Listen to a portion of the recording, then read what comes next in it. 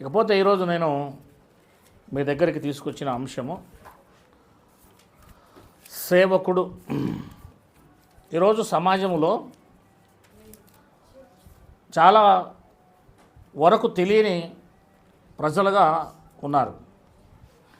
సేవకుడు ఇప్పుడు 10-15 సంవత్సరాల నుంచి మీరు విశ్వాసులుగా ఉన్నారు. సేవకుడు తనకిచ్చిన అథారిటీ, దేవుడు సేవకుడికి ఇచ్చిన అథారిటీ, బిలీవర్స్కి ఇచ్చిన అథారిటీ కోసం తర్వాత మాట్లాడదాం.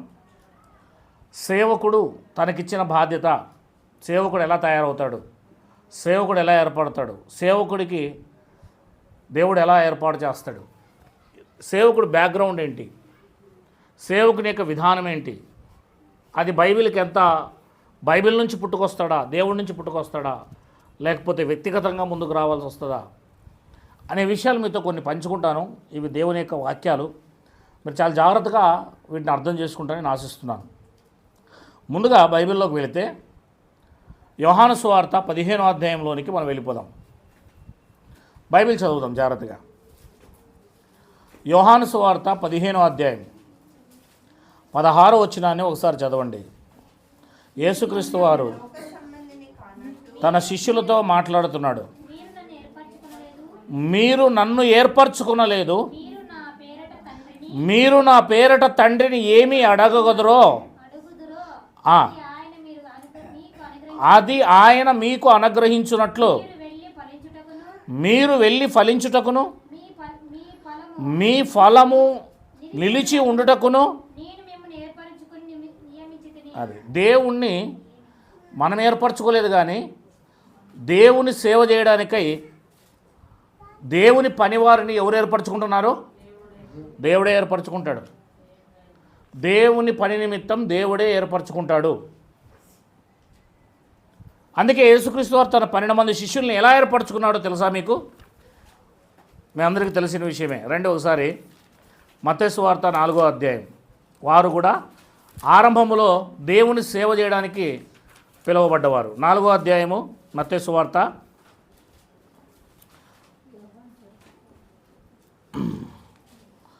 19వ వచనం చదవండమ్మా, లేదా 18వ వచనం చదవండి. యేసు గలిలియా సముద్ర తీరమున నడుచుండగా పేతురు అనబడిన సీమోను అతని సహోదరుడైన అంద్రెయ అను 2 సహోదరులు సముద్రములో వలవేయుట చూచెను. ఎవరు చూచారు? యేసుక్రీస్తు వారు. ఆయన నా వెంబడి రండి, నేను మిమ్మును మనుషులు పట్టుజాలురుగా చేతురని వారితో వెంటనే వారు తమ వలలు విడిచిపెట్టి వెంబడించిరి అని రాయబడి చూడండి. వారేనా? వారితో పాటు కింద రాయబడి చూడండి. ఆయన అక్కడ నుండి వెళ్ళి జబదయి కుమారుడైన యాకోబు, అతని సహోదరుడైన యోహాను అను మరి 2 సహోదరులను తమ తండ్రి అయిన జబదయి యొద్ద దోనెలో తమ వలలు బాగు చేసుకుని చుండగా చూచి వారిని పిలిచెను. వెంటనే వారు తమ దోనెను తమ తండ్రిని విడిచిపెట్టి ఆయనను వెంటనే ఇంకా మరలా తిరిగి వారు లోకంలోకి వెళ్ళలేదు. 3.5 సంవత్సరాల పాటు ఇంటి వైపు తిరిగి చూడలేదు. అప్పగించేసేసారు, అప్పగించి వచ్చేసారు. అది సేవ. దేవుడు సేవకు పిలిస్తే పరిపూర్ణంగా ఆ వ్యక్తి సేవకు వచ్చేసేయాలి. దేవుడు పిలిస్తే అలాగే ఉంటుంది. ఎన్ని నష్టాలైనా కష్టాలైనా ఏమవ్వాలి, చివరికి ఆ వ్యక్తి పూర్తిగా సేవలోకి వచ్చేసేయాలి. ఇది సేవకుడి కోసం చెప్తున్నాను నేను, విశ్వాసుల కోసం కాదు. విశ్వాసులు వేరు, సేవకులు వేరు. కనుక పూర్తిగా దేవుని సేవలోనికి వచ్చేసేయాలి. తమ వలలను సైతం వాళ్ళు ఏం చేసేసారు? వదిలేసి వచ్చేసారు. వాళ్ళ వృత్తి అదే, వాళ్ళ ధర్మం అదే. యేసు ప్రభు పిలువగానే వచ్చేసారు. 9వ అధ్యాయం మత్తయి సువార్త 14వ వచనం. అప్పుడు యోహాను శిష్యులు ఆయన యుద్ధకు వచ్చి, ఆ 9వ వచనం చదువుదాం. యేసు అక్కడి నుండి వెళ్ళుచు సుంకపు మెట్టు నొద్ద కూర్చొని ఉండిన మత్తయ్యను ఒక మనిషిని చూచి నన్ను వెంబడించమని అతనితో చెప్పగా అతడు లేచి, అది ఇతను ఒక గవర్నమెంట్ జాబ్ చేస్తూ ఉన్నాడు. సుంకరి అంటే పన్ను వసూలు చేసేవాడు.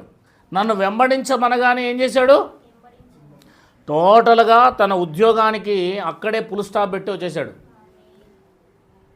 అంటే పూర్తిగా వదిలి దేవుని సేవలోనికి రావాలి. దేవుడు పిలిస్తే అలాగే రావాలి. ఇలా మనం బైబిల్లో 12 మందిని చూస్తాం. ఎంతమందిని? మొత్తం టోటల్గా దేవుడు అలా 12 మందిని ఏర్పరచుకున్నాడు. 12 మందిని పిలుచుకున్నాడు. 12 మంది దేవుని సన్నిధికి ఆ విధంగా వాళ్ళు సమస్తాన్ని వదులుకొని వచ్చినట్టు మనకు బైబిల్ తెలియజేస్తుంది. అంటే వీరిని దేవుడు ఏం చేశాడని అర్థం. ఇప్పుడు 15వ అధ్యాయం యోహాను సువార్త 16వ వచనం ప్రకారం నేను మిమ్మును ఏర్పరచుకొని నియమించి తిని. అది ఈ 12 మందిని కూడా ఎవరు ఏర్పరచుకున్నారు?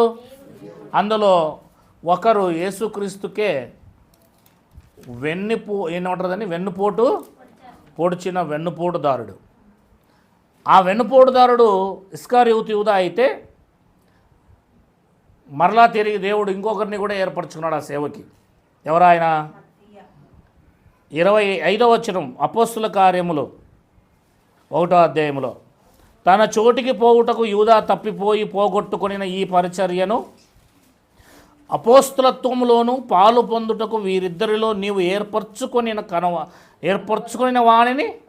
అంటే దేవుడు ఏర్పరచుకునేది ఎవరిని అనేది ఇప్పుడు దేవుడే కనపరచాలా.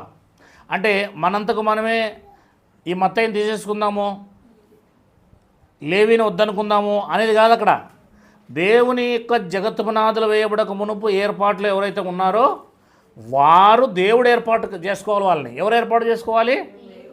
అందుకు ఏం చేశారు వాళ్ళు? 26వ వచనంలో అప్పుడు అంతటా వారు వీరిని గూర్చి చీట్లు వేయగా మత్తియా పేరుట చీటి వచ్చెను. అంటే దేవుడు ఎప్పుడే ఏర్పాటు చేసుకున్నాడా లేదా? అతడు 11 మందితో పాటు ఇతను కూడా 12వ వాడిగా అప్పుడు అపోస్తలుడుగా లెక్కించబడ్డాడు. అంటే దేవుడే అపోస్తలుడుగా ఇతన్ని ఏం చేశాడు? ఏర్పరచుకున్నాడు అని మనం అర్థం చేసుకోవాలి. అంటే దేవుని సేవకులకు దేవుడే సేవకులను ఏం చేస్తున్నాడు? పిలుచుకుంటున్నాడు, ఏర్పరచుకుంటున్నాడు అనేది మీరు అర్థం చేసుకోవాలి. మనం ఇష్టం వచ్చినట్లుగా సేవలోనికి వెళ్ళటము అది పొరపాటు. అది బైబిల్ అట్లా చెప్పడం లేదు. దేవుని చేత ఏర్పరచబడిన సేవకుడైతేనే అతను జీవంలోనికి వెళ్ళగలడు, సంఘాన్ని కూడా జీవంలోనికి తీసుకొని వెళ్ళగలడు. ఇది బైబిల్ ద్వారా మీకు నేను తెలియజేయాలనుకుంటున్నాను. జాగ్రత్తగా వినండి.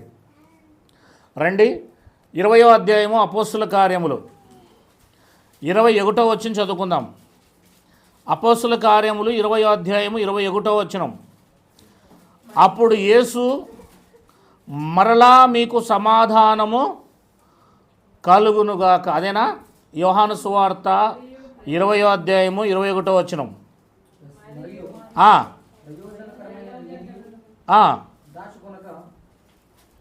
20వ అధ్యాయము 21వ వచనం చదువుతున్నారా? అప్పుడు యేసు మరలా మీకు సమాధానము కలుగునుగాక. తండ్రి నన్ను పంపిన ప్రకారము.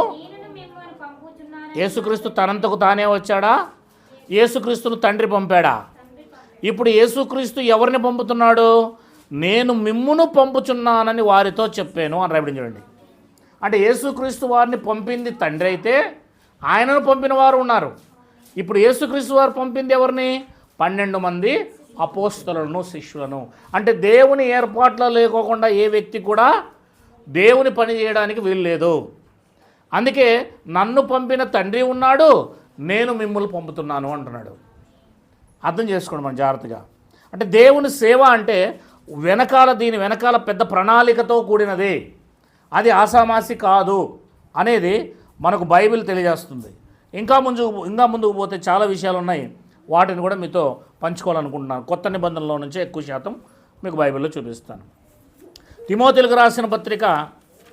అంటే సేవ అనేది మనం ఏదో మాటలతో మాట్లాడేది, మన సొంత ఆలోచనలతో ఆలోచించేది కాదు అని మీరు నిర్ధారణ చేసుకోవాలి అనేది బైబిల్ నుంచి మీకు చూపించాలనుకుంటున్నాను.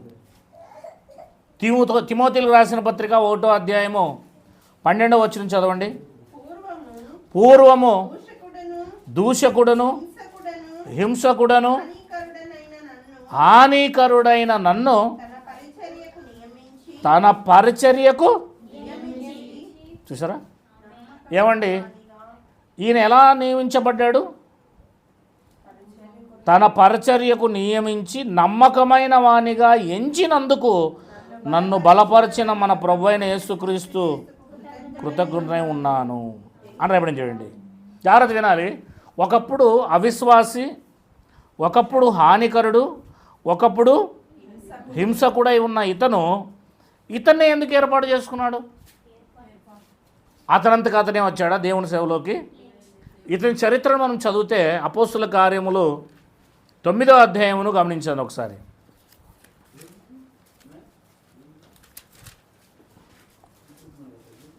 సౌలు ఇంకను ప్రభు యొక్క శిష్యులను బెదిరించుచు హత్య చేయుటకును తనకు అదే ప్రాణాధారమైనట్టు ప్రధాన యాజకుల యొద్దకు వెళ్ళి ఈ మార్గముందున్న పురుషులనైనను స్త్రీలనైనను కనుగొని ఎడల వారిని బంధించి అదిగో యెరూషలేమునకు తీసుకొని వచ్చుటకు దమస్కులోని సమాజములో వారికి పత్రికలు ఇమ్మని అడిగాను. ఆ తర్వాత అతడు అక్కడి నుంచి బయలుదేరడం జరుగుతుంది. అతడు ప్రయాణం అవుతున్నట్లుగా మనం చూస్తున్నాం. బాగా వినాలి. అతడు ప్రయాణం చేయుతూ దమస్కు దగ్గరకు వచ్చినప్పుడు అకస్మాత్తుగా ఆకాశము నుండి ఒక వెలుగు అతని చుట్టూ ప్రకాశించెను. అప్పుడు అతడు నేల మీద పడి, సౌలా సౌలా నీవేళ నన్ను హింసించుచున్నావని తనతో ఒక స్వరం పలుకుట ఎవరు విన్నారు? పలికిందెవరు? విన్నదెవరు? పలికింది ప్రభు యేసుక్రీస్తు వారు, విన్నది కూడా పౌలు గారు. ప్రభువా నీవెవడవని అడగగా ఆయన, నేను నీవు హింసించుచున్న యేసును, లేచి పట్టణంలోనికి వెళ్ళము, అక్కడ నీవు ఏమి చేయవలెనో అది నీకు తెలియబడనని చెప్పెను.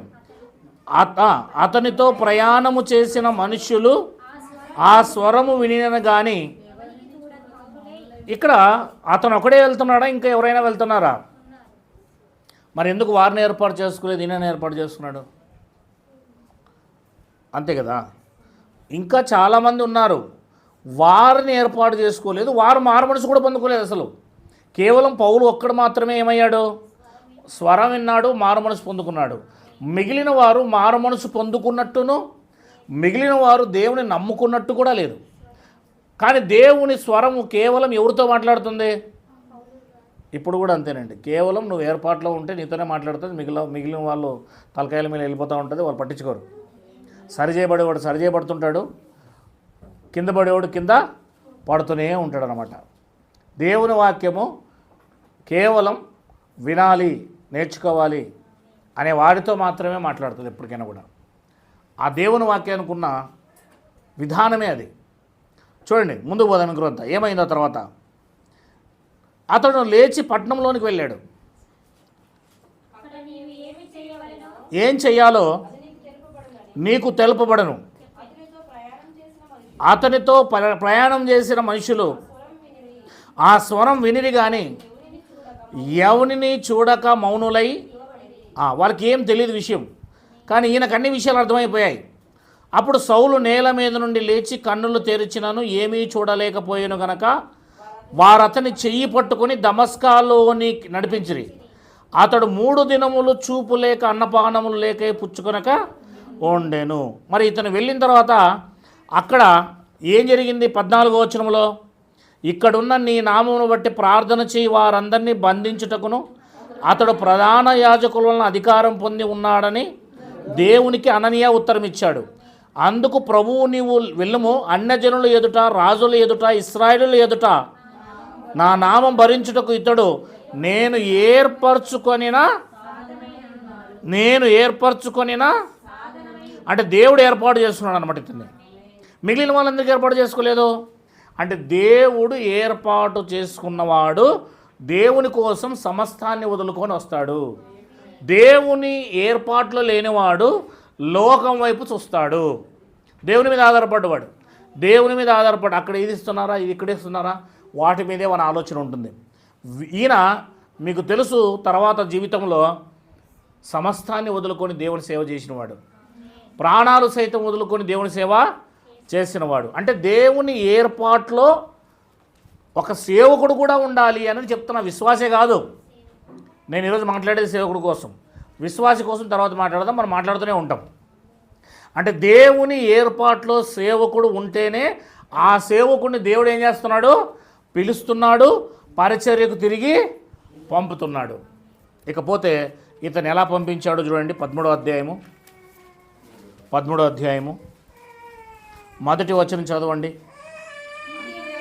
అంతియోకియాలో ఉన్న సంఘములో బర్నబా, నిగర్ అనబడిన సుమియోను, కురేనీయుడైన లుకియా, చతుర్థాధిపతి అయిన హేరోదుతో కూడా పెంచబడిన మనయేలు. ఏంటండి? మనయేనునా మనయేసునా? మనయేను, సౌలు అను ప్రవక్తలందరూ బోధకులు అక్కడ ఉన్నారు. ఎక్కడ? అంతియోకియా సంఘములో. వారు ప్రభువును సేవించుచు ఉపవాసము చేయుచుండగా పరిశుద్ధాత్మ నేను బర్నబాను సౌలును పిలిచిన పని కొరకు వారి నాకు ప్రత్యక్షపరచుడని వారితో, చూసారా, సంఘములో నుండి పంపబడుతున్నాడు ఇప్పుడు మరలా. అంటే బర్నబాను పౌలును దేవుని సువార్త కొరకై పరిశుద్ధాత్మ దేవుడు ఏం చేస్తున్నాడు? వారిని నేను ఏర్పరచుకున్నాను, నేను పిలుచుకున్నాను. ఏ పని కోసమైతే నేను పిలిచానో ఆ పని చేయడానికి వాళ్ళు బయలుదేరాలి ఇప్పుడు. అంటే దేవుని ఆత్మ చేత ఏర్పరచబడుతున్నారు, క్రీస్తు చేత ఏర్పరచబడుతున్నారు, దేవుని చేత కూడా ఏర్పరచబడుతున్నారు. ఇప్పుడు దేవుని ఆత్మ అంటున్నాడు, పేరు పెట్టి మళ్ళీ చెప్తున్నాడు, నేను బర్నబాను సౌలును దేవుని స్వార్థ కొరకు ఏర్పరచుకున్నాను, దేవుని పని కొరకు ఏర్పరచుకున్నాను. 3వ వచనం. అంతటా వారు ఉపవాసం ఉండి ప్రార్థన చేసి వారి మీద చేతులు ఉంచి వారిని పంపిరి. కాబట్టి వీరు పరిశుద్ధాత్మ చేత పంపబడిన వారై అని రప్పించండి. అంటే దేవుని ఆత్మ చేత, యేసు చేత, తండ్రి చేత, ఎవరి చేత పంపబడినా అది కేవలం దేవుని పని కొరకై పంపబడ్డ సేవకులు వీళ్ళు. అంటే వెనకాల ఎవరున్నారు పంపబడడానికి? దేవుడు. దేవుని చేత పంపబడాలి. ఎవరి చేత పంపబడాలమ్మా? దేవుని చేత పంపబడాలి. దేవుని సేవకై దేవుని చేత పంపబడాలి సేవకుడు. మీరు ఇవన్నీ కూడా చూస్తూ ఉన్నారు. ఇంకా ముందుకు పోదాం. అపోస్తుల కార్యములు 20వ అధ్యాయము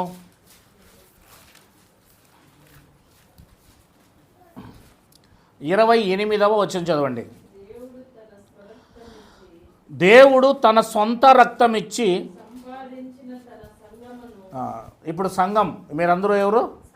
మనమంతా ఎవరు? సంఘం. సంఘం అంటే ఏం చెప్పండి?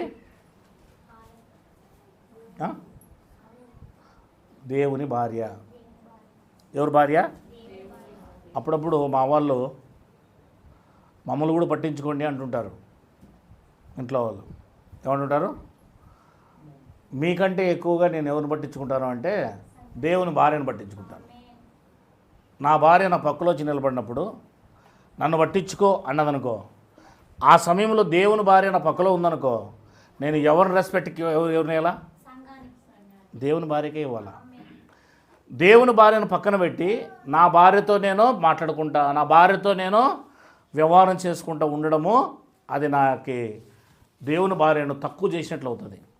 ఇప్పుడు మీరంతా ఎవరు? మీరు దేవుని భార్య అండి. మీకు తెలుసో తెలియదో మీరు ఎవరు అనుకుంటున్నారు? దేవుని భార్య. మిమ్మల్ని మీరు ఎంత చీప్గా చూసుకుంటారో లేకపోతే ఎంత ఘనంగా చూసుకుంటారో నాకు తెలియదు, కానీ సంఘము అనగానే దేవుని భార్య. ఎవరు? మిమ్మల్ని గౌరవించాలి. మిమ్మల్ని ఏం చేయాలి? గౌరవించాలి. మిమ్మల్ని గౌరవిస్తేనే, మిమ్మల్ని నేను ప్రేమిస్తేనే నన్ను యేసు ప్రేమిస్తాడు. ఎందుకంటే మీరు దేవుని భార్య. నేను రెస్పెక్ట్ ఇవ్వాలి, నేను గౌరవించాలి. మిమ్మల్ని ఏం చేయాలి? ఈ గుణము ప్రతి విశ్వాసికి ఉండాలి. ప్రతి విశ్వాసికి కూడా ఉండాలి తప్పనిసరిగా. నువ్వు సంఘమును ప్రేమిస్తే నువ్వు ఎవరిని ప్రేమిస్తున్నట్లు?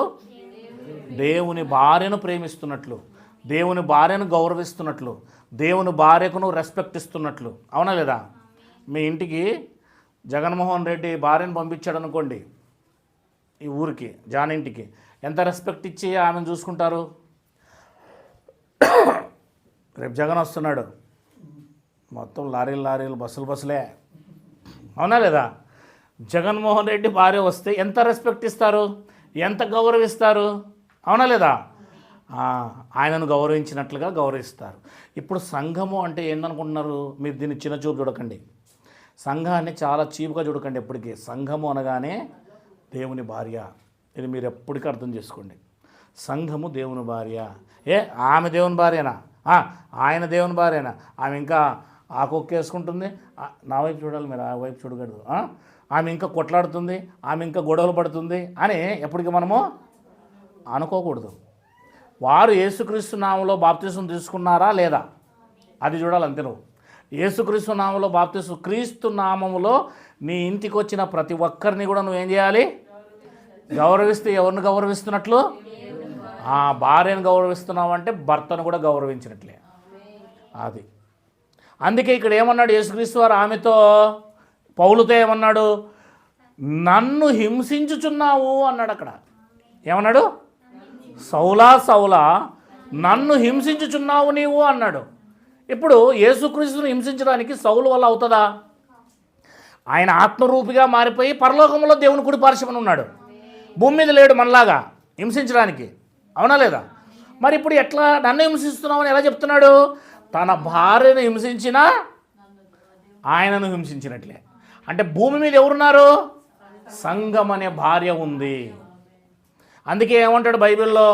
నా భార్యను ఎవరైనా గిన ఇబ్బంది పెడితే నేను వాడిని ప్రాణాలు తీసేస్తాను అంటాడు. తెలుసా మీకు? బైబిల్లో ఉందన్నమాట.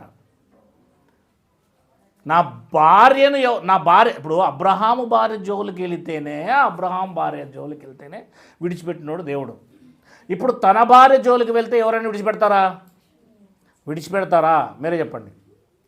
దేవుని భార్య విషయంలో కూడా అదే విధముగా మనము గౌరవం కలిగి ఉండాలా. అబీమెలెకు ఏం చేశాడు? అబ్రహాము భార్యని గౌరవపదంగా, అమ్మా వెళ్ళిపోమ్మా, పొరపాటు చేశాను నేను అని ఏం చేశాడు? గౌరవపదంగా ఆమెకు నమస్కరిస్తూ మరలా ఆమెను సాగనంపాడు. అంటే ఇప్పుడు నువ్వు దేవుని భార్యని ఎంత ప్రేమించాలి చెప్పండి మీరే.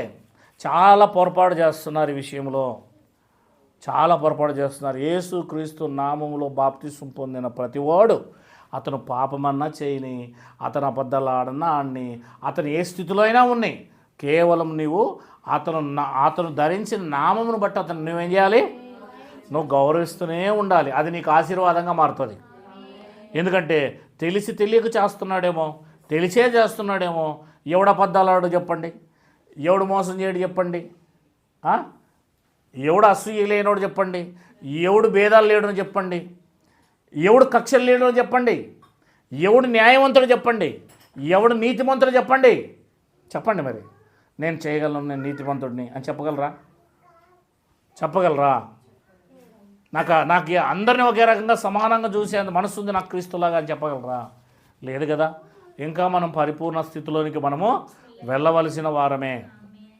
కనుక మనము ఎదుటి వారిని కూడా మనం ఎలా అర్థం చేసుకోవాలంటే, నీవు బలహీనతల్లో పడిపోయినప్పుడు ఎదుటివారు కూడా బలహీనతల్లో పడిపోతారు కదా. కనుక నీ బలహీనతలను బట్టి వారు నీకంటే గొప్ప వాళ్ళుగా ఎంచాలా. ఇది క్రీస్తు భార్యను మనం గమనించాల్సిన విషయం. ఇప్పుడు చదవండి ఆ మాట ఎంత బాగుంటుందో. 28వ వచనం, దేవుడు తన స్వరక్తమిచ్చి, అది మిమ్మల్ని అందరినీ కూడా ఎవరు రక్తం ఇచ్చి కొన్నాడు, సంపాదించాడు? మరి దేవుడు అండి. మిమ్మల్ని గౌరవిస్తేనే నాకు గౌరవం దొరుకుతుంది. అర్థమైందా? ఒకరికొకరు భక్షించుకోవడం కాదు ఇక్కడ, మనం ప్రేమించుకోవాలి. మిమ్మల్ని గౌరవించాలి. ఐ రెస్పెక్ట్ ఫర్ యూ, నేను రెస్పెక్ట్ ఇవ్వాలి, నేను మిమ్మల్ని ప్రేమించాలి. అర్థమైందా? కనుక తప్పనిసరిగా ప్రేమించాల్సిన బాధ్యత సేవకుడి మీద కూడా ఉంటుంది. భార్యను జాగ్రత్తగా చూడాలి. ఎవరి భార్య? ఈ సంఘం నా చేతిలో పెట్టాడు అంటే నా భార్యను భూమి మీద ఉన్నంత వరకు సంపూర్ణంగా అలంకారం చేయమంటున్నాడు ఆయన. ఏం చేయమంటాడు? అలంకరించు నా భార్యను, నాకు సరిపోయేటట్టుగా అలంకరించు. హేగే ఎస్తేరు చేతిలోకి ఎందుకు పెట్టాడు? హేగే చేతిలోకి ఆ సంవత్సరం రోజులు 6 నెలలు సుగంధ ద్రవ్యాలతోనూ 6 నెలలు ఇంకా హెచ్చైన వాటితోనూ అతను ఏం చేయాలి? రాజుకు నచ్చినట్లుగా తయారు చేయాలి. ఇప్పుడు నేను హేగే స్థానంలో ఉన్నాను, ఒక పనివానిగా ఉన్నాను. నేను సంఘానికి ఖచ్చితంగా ఏం చేయాలి? ఒక్కొక్కసారి సంఘములో ఒకటి ముక్కిలా పోతుంటుంది, కాలలా పోతుంటుంది, అయినా సరే ఏం చేయాలి? భరించాల్సిన బాధ్యత ఉంది. ఎవరి మీద? సేవకుని మీద ఉంది. నాకు అప్పగించిన గొర్రెలు మీరు ఎవరు? ఇష్టం వచ్చినట్లు చేస్తే ఒప్పుకోడు కదా. ఈయనకు 50 గొర్రెలు ఉన్నాయనుకో, నాకు పనికి పంపించినాను అనుకో గొర్రెలు కాసేకి, సాయంత్రంకి వచ్చేదాకా ఒక 4 గొర్రెలకు కాళ్ళు ఇరుకొట్టేసి 2 గొర్రెలకు మొత్తము కళ్ళు పోగొట్టేసి వచ్చినానంటే ఏమంటాడు సాయంత్రంకి? అమ్మా నా యజమాని కోప్పడతాడు. వీలైతే సేవకుడే బాధ పొంది, సేవకుడే ఏమవ్వాలి? ఇబ్బంది పొంది 4 మాటలు శరీరంతో అనిపించుకునైనా ఆ గొర్రెలు జాగ్రత్తగా తీసుకొచ్చి ఆయనకు అప్పగించాలి. అదే యేసయ్య చేశాడు. తాను బాధ పొందుకున్నాడు, తాను సిలువ పొందుకున్నాడు, తాను ఇబ్బంది పడ్డాడు, దేవునికి సంఘాన్ని అప్పగించాడు. దేవునికి ఏం అప్పగించాడు? సంఘాన్ని అప్పగించాడు. ఏది యేసయ్య చేశాడో అదే సేవకుడు చేయాలి. అంటే ఈరోజు సేవకుడు ఉండవలసిన స్థానం ఏంటంటే సంఘాన్ని తప్పనిసరిగా దేవుని ముందు పవిత్రమైన దానిగా నిలవబెట్టాల్సిన బాధ్యత సేవకునికి ఉంది. దానికోసం ఏమేం చేయాలో అవన్నీ చెప్పాడు. ఆ లిస్ట్ అంతా కూడా నేను ఇప్పుడు చెప్తాను, మీకు చదువుతాను. అవన్నీ ఏ పరికరాలు ఇచ్చాడో, ఏం చేశాడో తప్పదు. వాటన్నిటిని కూడా బైబిల్లో ఉన్నవి కాబట్టి మీకు తెలియజేయాల్సిన బాధ్యత నా మీద ఉంది. 20వ అధ్యాయము 28వ వచనం మళ్ళా చదవండి. అపోస్తల కార్యములు. మిమ్మల్ని ఎవరు కొన్నారండి? స్వరక్తమిచ్చి దేవుడు సంపాదించిన తన సంఘం. నాది కాదు సంఘం. ఏమండి? ఎప్పటికీ నాదనుకుంటే నేను అనకూడదు. ఉరవకొండలో ఉండే యేసుక్రీస్తు ప్రార్థనా మందిర సంఘం నాది అని నేను అనకూడదు. సంఘం నాది కాదు, ఇది ఎవరిది? గొర్రెలు నావి కాదు, ఇవి ఎవరివి? దేవునివి. మీరు దేవుని గొర్రెలు, మీరు దేవుని భార్య, మీరు దేవుని సంఘం. నా చేతిలోకి ఏం చేశాడు దేవుడు అంటే కాయటానికి ఇచ్చాడని రాయబడింది. అక్కడ దేనికి ఇచ్చాడు? కాయి. పరిశుద్ధాత్మ దేవుడు ఎందుకు ఇచ్చాడంట? మిమ్మును అధ్యక్షులుగా ఉంచాడు. సేవకుల్ని ఏం చేశాడంటమ్మా? అధ్యక్షులుగా ఉంచాడు. కాయం అన్నాడు. కాయడం అంటే అర్థం ఏంటి? కాయడం అంటే అర్థం ఏంటి? వాటిని జాగ్రత్తగా చూసుకోవాలి. మీ చేతిలో పెడుతున్నాను, నేను వెళ్ళిపోతున్నాను, జాగ్రత్తగా చూసుకోండి. చూద్దాం ఒకసారి ఇది ఇలా చేయబట్టుకొని. అపోస్తలుల యోహాను సువార్త 21వ అధ్యాయము. యోహాను సువార్త 21వ అధ్యాయము 15వ వచనం నుంచి. వారు భోజనము చేసిన తర్వాత, యోహాను సువార్త 109వ పేజీ నంబర్ నన్న పిల్లలు, 102వ పేజీ నంబర్. వారు భోజనము చేసిన తర్వాత యేసు సీమోను పేతురును చూచి, యోహాను కుమారుడైన సీమోను, వీరికంటే నీవు నన్ను ఎక్కువగా ప్రేమించుచున్నావా అని అడగగా, అవును, నేను నిన్ను ఎక్కువగా ప్రేమించుచున్నానని నీకు తెలుసు ప్రభువా అన్నాడు. యేసు నా గొర్రె పిల్లలను మేపమని అతనితో, మా గొర్రె పిల్లలను మేపమంటే అర్థం ఏంటి? ఇప్పుడు ఎవరు ఎక్కువగా ప్రేమిస్తాడో దేవుణ్ణి, వాన్నే దేవుడు పిలుచుకుంటాడు, సేవకుడుగా ఉంచుతాడు. దేవుణ్ణి ఎక్కువగా ఎవరైతే ప్రేమిస్తారో వాళ్ళే సేవకులు అవుతారు, వాళ్ళే దేవుని బాధ్యతను తీసుకుంటారు, సంఘ బాధ్యతను తీసుకుంటారు. లేకపోతే ఎందుకు తీసుకుంటారు? అందుకే అన్నాడు, నువ్వు నన్ను ఎక్కువగా ప్రేమిస్తున్నావా, అయితే నువ్వు ఏం చేయాలి? ఇప్పుడు గొర్రె పిల్లలను మేపుము అంటే అర్థం ఏంటి? ఎవరు గొర్రె పిల్లలు? దేవుని సంఘం. ఆ 11 మంది కూడా ఎవరు? వాళ్ళందరూ ఎక్కువ ప్రేమించడం లేదు, ఈయనే ఎక్కువ ప్రేమిస్తున్నాడు. ఈ 11 మందిని చెల్లా చెదిరిపోకుండా ఏం చేయాలి? ఇప్పుడు వాళ్ళందరినీ చెడగొట్టింది ఎవరు అనుకుంటున్నారు? ఇప్పుడు ఆ 11 మందిని చెడగొట్టింది ఎవరు అనుకుంటున్నారు?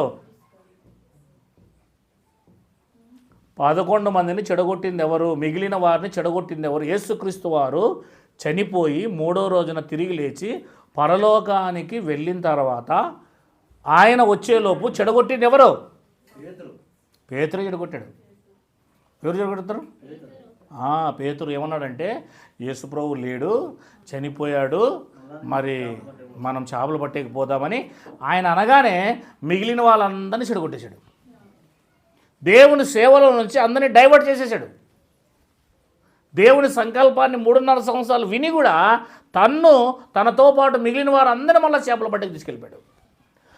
అందుకే దేవుడు అతనితోనే అంటున్నాడు, నీవు నన్ను ఎక్కువ ప్రేమిస్తే వీళ్ళని మరలా లోకంలో కలిపిన వాడివి, నువ్వు మళ్ళీ కాపాడి వాళ్ళని దేవుని సేవలో నిలబెట్టాల్సిన బాధ్యత నీదే అంటున్నాడు. దేవుని సువార్త ప్రకటించే బాధ్యతలో నువ్వే నిలబెట్టాలి. ఇప్పుడు వీళ్ళని మేపాలి, నువ్వు సంఘాన్ని మేపాలి, నువ్వు, నీకు బాధ్యత ఇస్తున్నా నేను అన్నాడు. చెడగొట్టే బాధ్యత నీది, ఇప్పుడు నిలబెట్టే బాధ్యత కూడా నీదే అని చెప్తున్నాడు చూడండి. అందుకే పేతురు అందరికంటే పెద్ద. ఆయన చెప్పినట్లే అందరూ వింటారు. పేతురు చెప్పాడు అంటే అది శాసనం. ఇంకా పేతురు చెప్పాడంటే శాసనం వింటారు. పెద్దలు కనమాట వాళ్ళు, సంఘ పెద్దలు కనుక వాళ్ళ మాట వినాల్సిందే. కనుక విందాం. మరలా ఆయన యోహాను కుమారుడైన సీమోను, నన్ను ప్రేమించుచున్నావా అని రెండవసారి, అంటే దేవుని సేవ చేయడానికి మన దగ్గర డిగ్రీలు, మన దగ్గర బైబిల్ నాలెడ్జు, మన దగ్గర బైబిల్లో ఉన్న గొప్ప గొప్ప విషయాలు తెలియాల్సిన అవసరం లేదు. కానీ దేవుణ్ణి అమితంగా ప్రేమించేవాడైతే చాలు. అది క్వాలిఫికేషన్ ఏం కావాలా? దేవుడంటే ప్రేమ, చచ్చిపోయేవాడై ఉండాలి దేవుని కోసం. ఆ క్వాలిఫికేషన్ నీకు ఉండాలి. దేవుని కోసం చనిపోయేదానికి కూడా దేవుణ్ణి అమితంగా ప్రేమించేవాడిగా ఉంటే చాలు, నువ్వు దేవుని సేవకు అర్హత గలవాడవుతావు. నేను నిన్ను ప్రేమించుచున్నానని నీవే ఎరుగుదు అని యేసుప్రభుతో రెండోసారి ఎవరు చెప్పారు? పేతురు చెప్పారు. అప్పుడు యేసుప్రభు వారు ఏం చెప్పారు? నా గొర్రెలను, అదిగో ఇంతకుముందు ఏం చెప్పాడు? ఇంతకుముందు ఏం చెప్పాడు? గొర్రె పిల్లలను మేపుము. అంటే కాపరి బాధ్యత ఏంటి చెప్పండి? పిల్లలుగా ఉన్న వాటిని గొర్రెలుగా మార్చేదాకా మేపాలి. పిల్లలను గొర్రెలుగా మార్చేదాకా మేపాలి. గొర్రెలైన తర్వాత కాయాలి. గొర్రెలైన తర్వాత ఏమవ్వాలి? పెద్దగా అయిన తర్వాత కష్టముండో ఎంతో ఇంతో బైబిల్ తెలియగానే అటు ఇటు చూస్తాయి. ఏం చేస్తాయి? అటుపక్క చూస్తాయి, ఇటుపక్క చూస్తాయి. ఆడెగురుతుంది, ఈడెగురుతుంది కప్పలాగా. అవునా?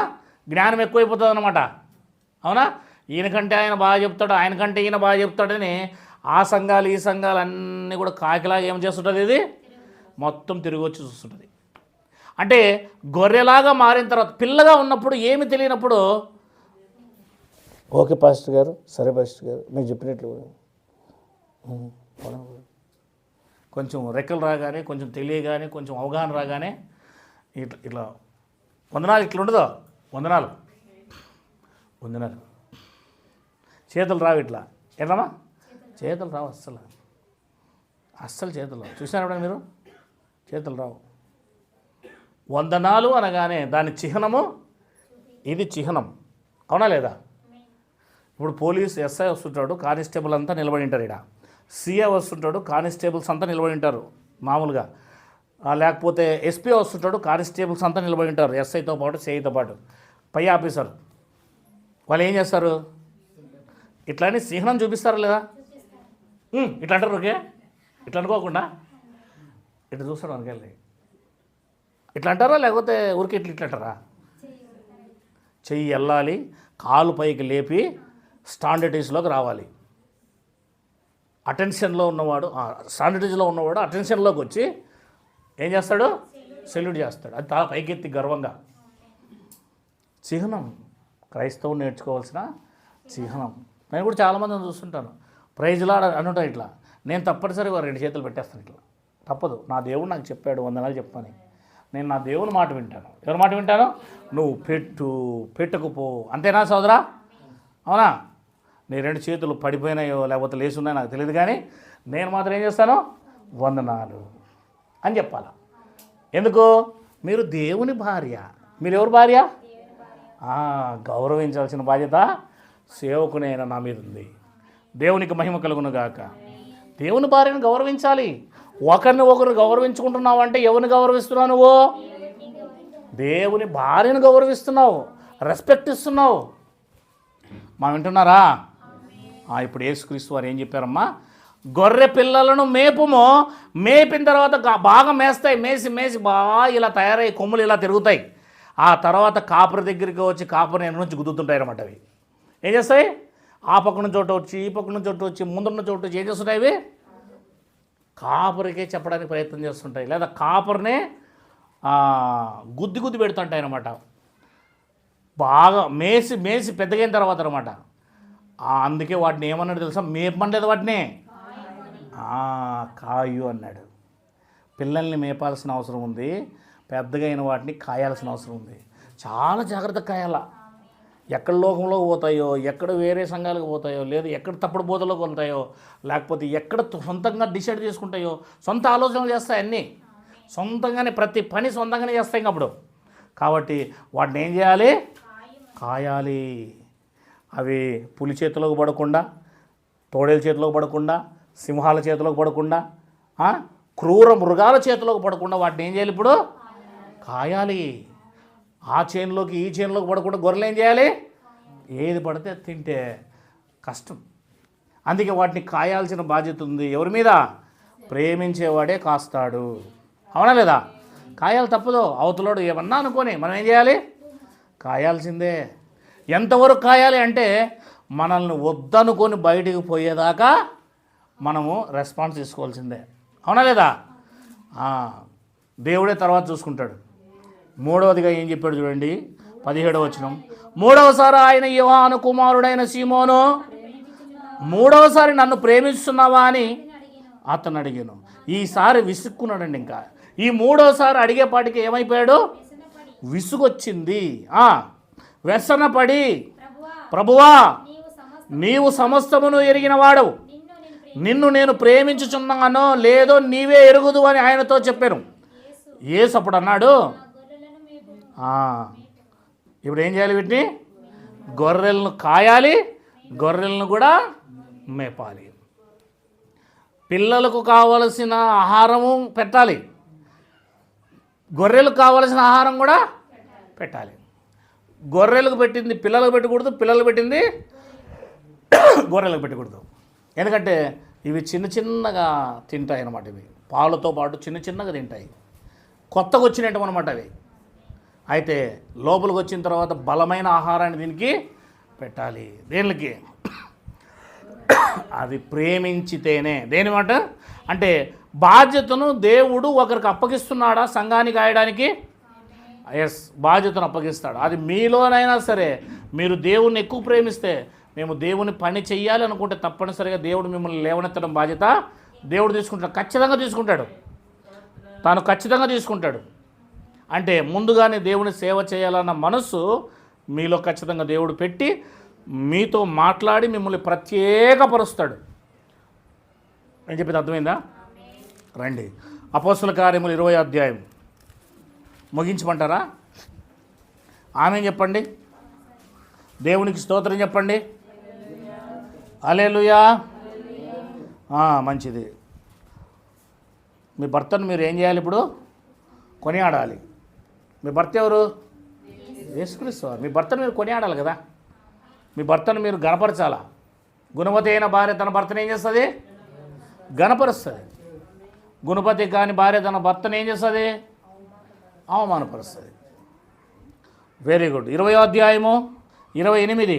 దేవుడు తన సొంత రక్తం ఇచ్చి సంపాదించిన తన సంఘమును కాయుటకు, అదిగో అంటే పరిశుద్ధాత్మ సంఘాన్ని కాయడానికి అధ్యక్షుల్ని ఏర్పాటు చేశాడు. వారిని ఏముంటుంది బైబిల్ అంటే, పైన చూడండి 17వ వచనంలో, అతడు మిలేతు నుండి ఎఫెసునకు వర్తమానం పంపి సంఘపు పెద్దలను పిలిపించాను. ఎవరు పిలిపించాడు? సంఘాన్ని కాదు, సంఘ పెద్దలను. సంఘ పెద్దలు అంటే ఎవరు? సేవకులు, అధ్యక్షులు. పరిశుద్ధాత్మ దేవుడు వారిని సంఘానికి పెద్దగా పెట్టి వారిని కాయడానికి ఉంచాడు. అందుకే సంఘ పెద్దలను పిలిచాడు. వాళ్ళతో అంటున్నాడు పౌలు గారు, మిమ్మల్ని ఏర్పాటు చేసుకుంది దేవుడు, మీరు సంఘాన్ని కాయడానికి దేవుడు ఏర్పాటు చేసుకున్నాడు. కనుక ఆ సంఘము ఖచ్చితంగా మీ మాటకు లోబడి ఆ సంఘము కాయబడాలి. దేవునికి మహిమ కలుగును గాక. కొందరు అంటుంటారు సహోదరులు, ఏమి ఆదివారం రాలేదంటే, మేము అక్కడ పోయినాం మా అత్తోలూరులో. ఏమంటారు? మా అత్తోలూరులో ఉంది సంఘము, అటుకి పోయినాం. అటు పోయేటట్టు ఎట్లా? నీకు నియమించబడిన కాపురు ఎవరు? నువ్వు బాప్తీసం తీసుకుని జన్మించిన చోటు ఏది? నీకు నీ ఆత్మకు లెక్క చెప్పే కాపురు ఎవరు? అతను లెక్క చెప్తాడు. అంతే కదా. మనం ఎంత దూరం ఉన్నా సరే, మీకు తెలుసా, అదే వేరే వేరే సంఘాలు అయితే వాళ్ళు ఎంత దూరం ఉన్నా అక్కడికి వాళ్ళు సంబంధించిన సంఘాలకిన లేకపోతే అక్కడికి వాళ్ళు అసలే పోరు. కేవలం ఫోన్ల ద్వారా మాత్రమే వాక్యము వాళ్ళు వింటారు. లైవ్లో ఆరాధన సమయంలో ఫోన్ల ద్వారా ఎవరికైనా చెప్పి విశ్వాసులు ఆఖరికి రాలేని పక్షాన చాలా ఇబ్బందికరమైన పక్షాన ఫోన్లో వాక్యం వింటారు. కనుక మనము సేవలో ఒక నిర్ధారణ కలిగి ఉండాలి. మన ఇష్టం వచ్చినట్లుగా అటు ఇటు దొర్లేవారిగాను ఇష్టం వచ్చినట్లు పోయేవారిగా మనం ఉండకూడదు. అది సొంత నిర్ణయాలు తీసుకునేవారిగా మనము ప్రవర్తించకూడదు. ఇది మీరు గమనించాలి. ఎందుకంటే ఆయా సంఘ పెద్దలను పిలిపించాడు, కానీ అందరి సంఘాలకు ఒక పెద్దే కాదు, సంఘ పెద్దలను అని రాయబడించాడు అక్కడ. ఏమంట? అది సంఘపు అది అంటే ఎన్ని సంఘాలు ఉన్నాయి? 100 సంఘాలు ఉన్నాయి. ఆ 100 సంఘాలకి 100 మంది పెద్దలు ఉన్నారు. అందరినీ రప్పించాడు, వారికి బాధ్యత అప్పగించాడు. మీ సంఘాలు మీరు జాగ్రత్తగా కాయండి, మేపండి, వారిని జాగ్రత్తగా ముందుకు తీసుకెళ్ళండి. దేవుడు మిమ్మల్ని ఏర్పరచుకున్నాడు, మిమ్మల్ని పిలిచింది దేవుడు. మీరు మానవ ఆలోచనలతో రాలేదు కనుక బాధ్యత కలిగి దేవుని సేవ చేయండి అని చెప్పేసి వాళ్ళకు అప్పగించినట్లుగా మనం చూస్తూ ఉన్నాం. ఓకేనా? చూద్దాం మరొకసారి. నేను చదువుతాను ఇప్పుడు.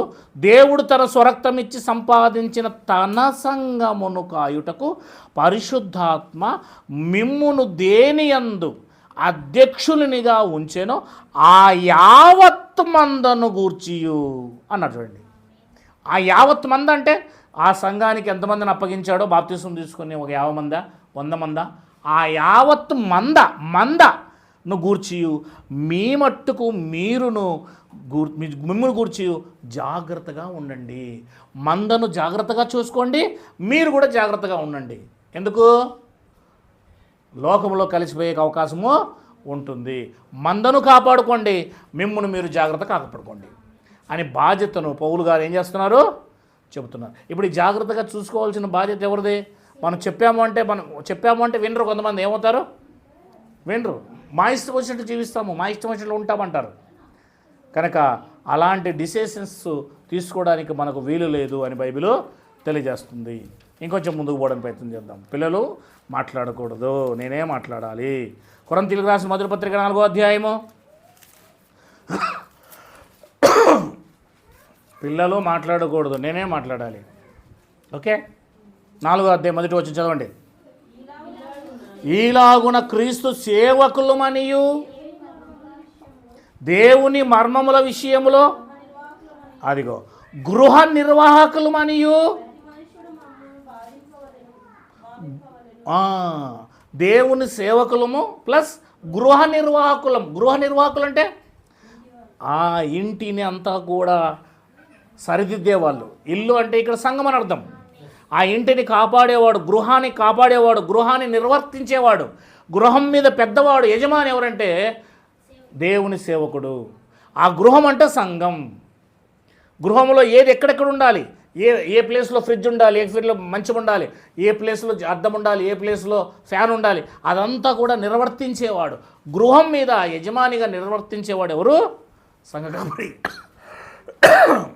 వారి స్థితులను బట్టి, ఇప్పుడు ఫర్ ఎగ్జాంపుల్గా ఈయన ఉన్నాడు, ఈయన స్థితి ఏంటి, ఈయన వరం ఏంటి గుర్తుపెడతాడు. ఎవరు? సేవకుడు గుర్తుపడతాడు. ఇది ఫ్రిడ్జ్ అయితే ఫ్రిడ్జ్ ఉన్న స్థానంలో పెడతాం, వంట రూమ్ అయితే వంట రూమ్ స్థానం, అద్దం పెట్టాల్సిన స్థానంలో అద్దం, ఫ్యాన్ పెట్టాల్సిన ఫ్యాను, ఏది ఎక్కడ అమర్చాలో ఆ ఇంట్లో వాళ్ళకి తెలుసు కనుక ఆ ఇంట్లో వాళ్ళకి బాధ్యతలు అప్పగిస్తారు. ఇప్పుడు పాటలు ఏం పాడే రానివానికి పాట ఎట్లా అప్పగిస్తాము? ఆరాధన చేయడం రానివానికి ఆరాధన ఎట్లా అప్పగిస్తాము? వాక్యం చెప్పేకి రానివానికి ఎట్లా వాక్యం మనము అప్పగిస్తాము? చెప్పండి మీరే. అంటే ఆయా స్థితిలో వాళ్ళకు ఉన్నాయో లేదో చూసి వీరు దీన్ని ఫిల్ చేయగలరా? ఏదైనా సంఘ కాపురు ఏం చేస్తాడంటే సంఘము క్షేమాభివృద్ధి పొందాలి. ఏం చేయాలి? సంఘము క్షేమాభివృద్ధి అంటే సంఘములో ఆత్మీయ స్థితిలో సంఘం ఎదగాలి, ప్లస్ వాళ్ళ ద్వారా అనేకులు పిల్లలు పుట్టి దేవుని దగ్గరికి రావాలి. ఈ రెండు కార్యాలు జరగాలంటే సంఘములో వాక్యం ప్రకటింపబడాలి, ఆ వాక్యములో ఆదరణ ఉండాలి, ఆ వాక్యములో క్షేమాభివృద్ధి ఉండాలి, ఆ వాక్యములో నిరీక్షణ ఉండాలి. ఇది చెప్పేవారిగా, దీన్ని చేసేవారిగా మనం సంఘంలో ఉన్నవారికి అప్పగించాలి. ఇప్పుడు ఆరాధన చేయాలంటే దాన్ని ఆరాధన చేసేంత కెపాసిటీ కూడా మనిషికి ఉండాలి. సంఘాన్ని పాటలు పాడి కదిలించే స్వభావం కూడా ఉండాలి. వాయిద్యాలను ఎవరు వాయించగలరు?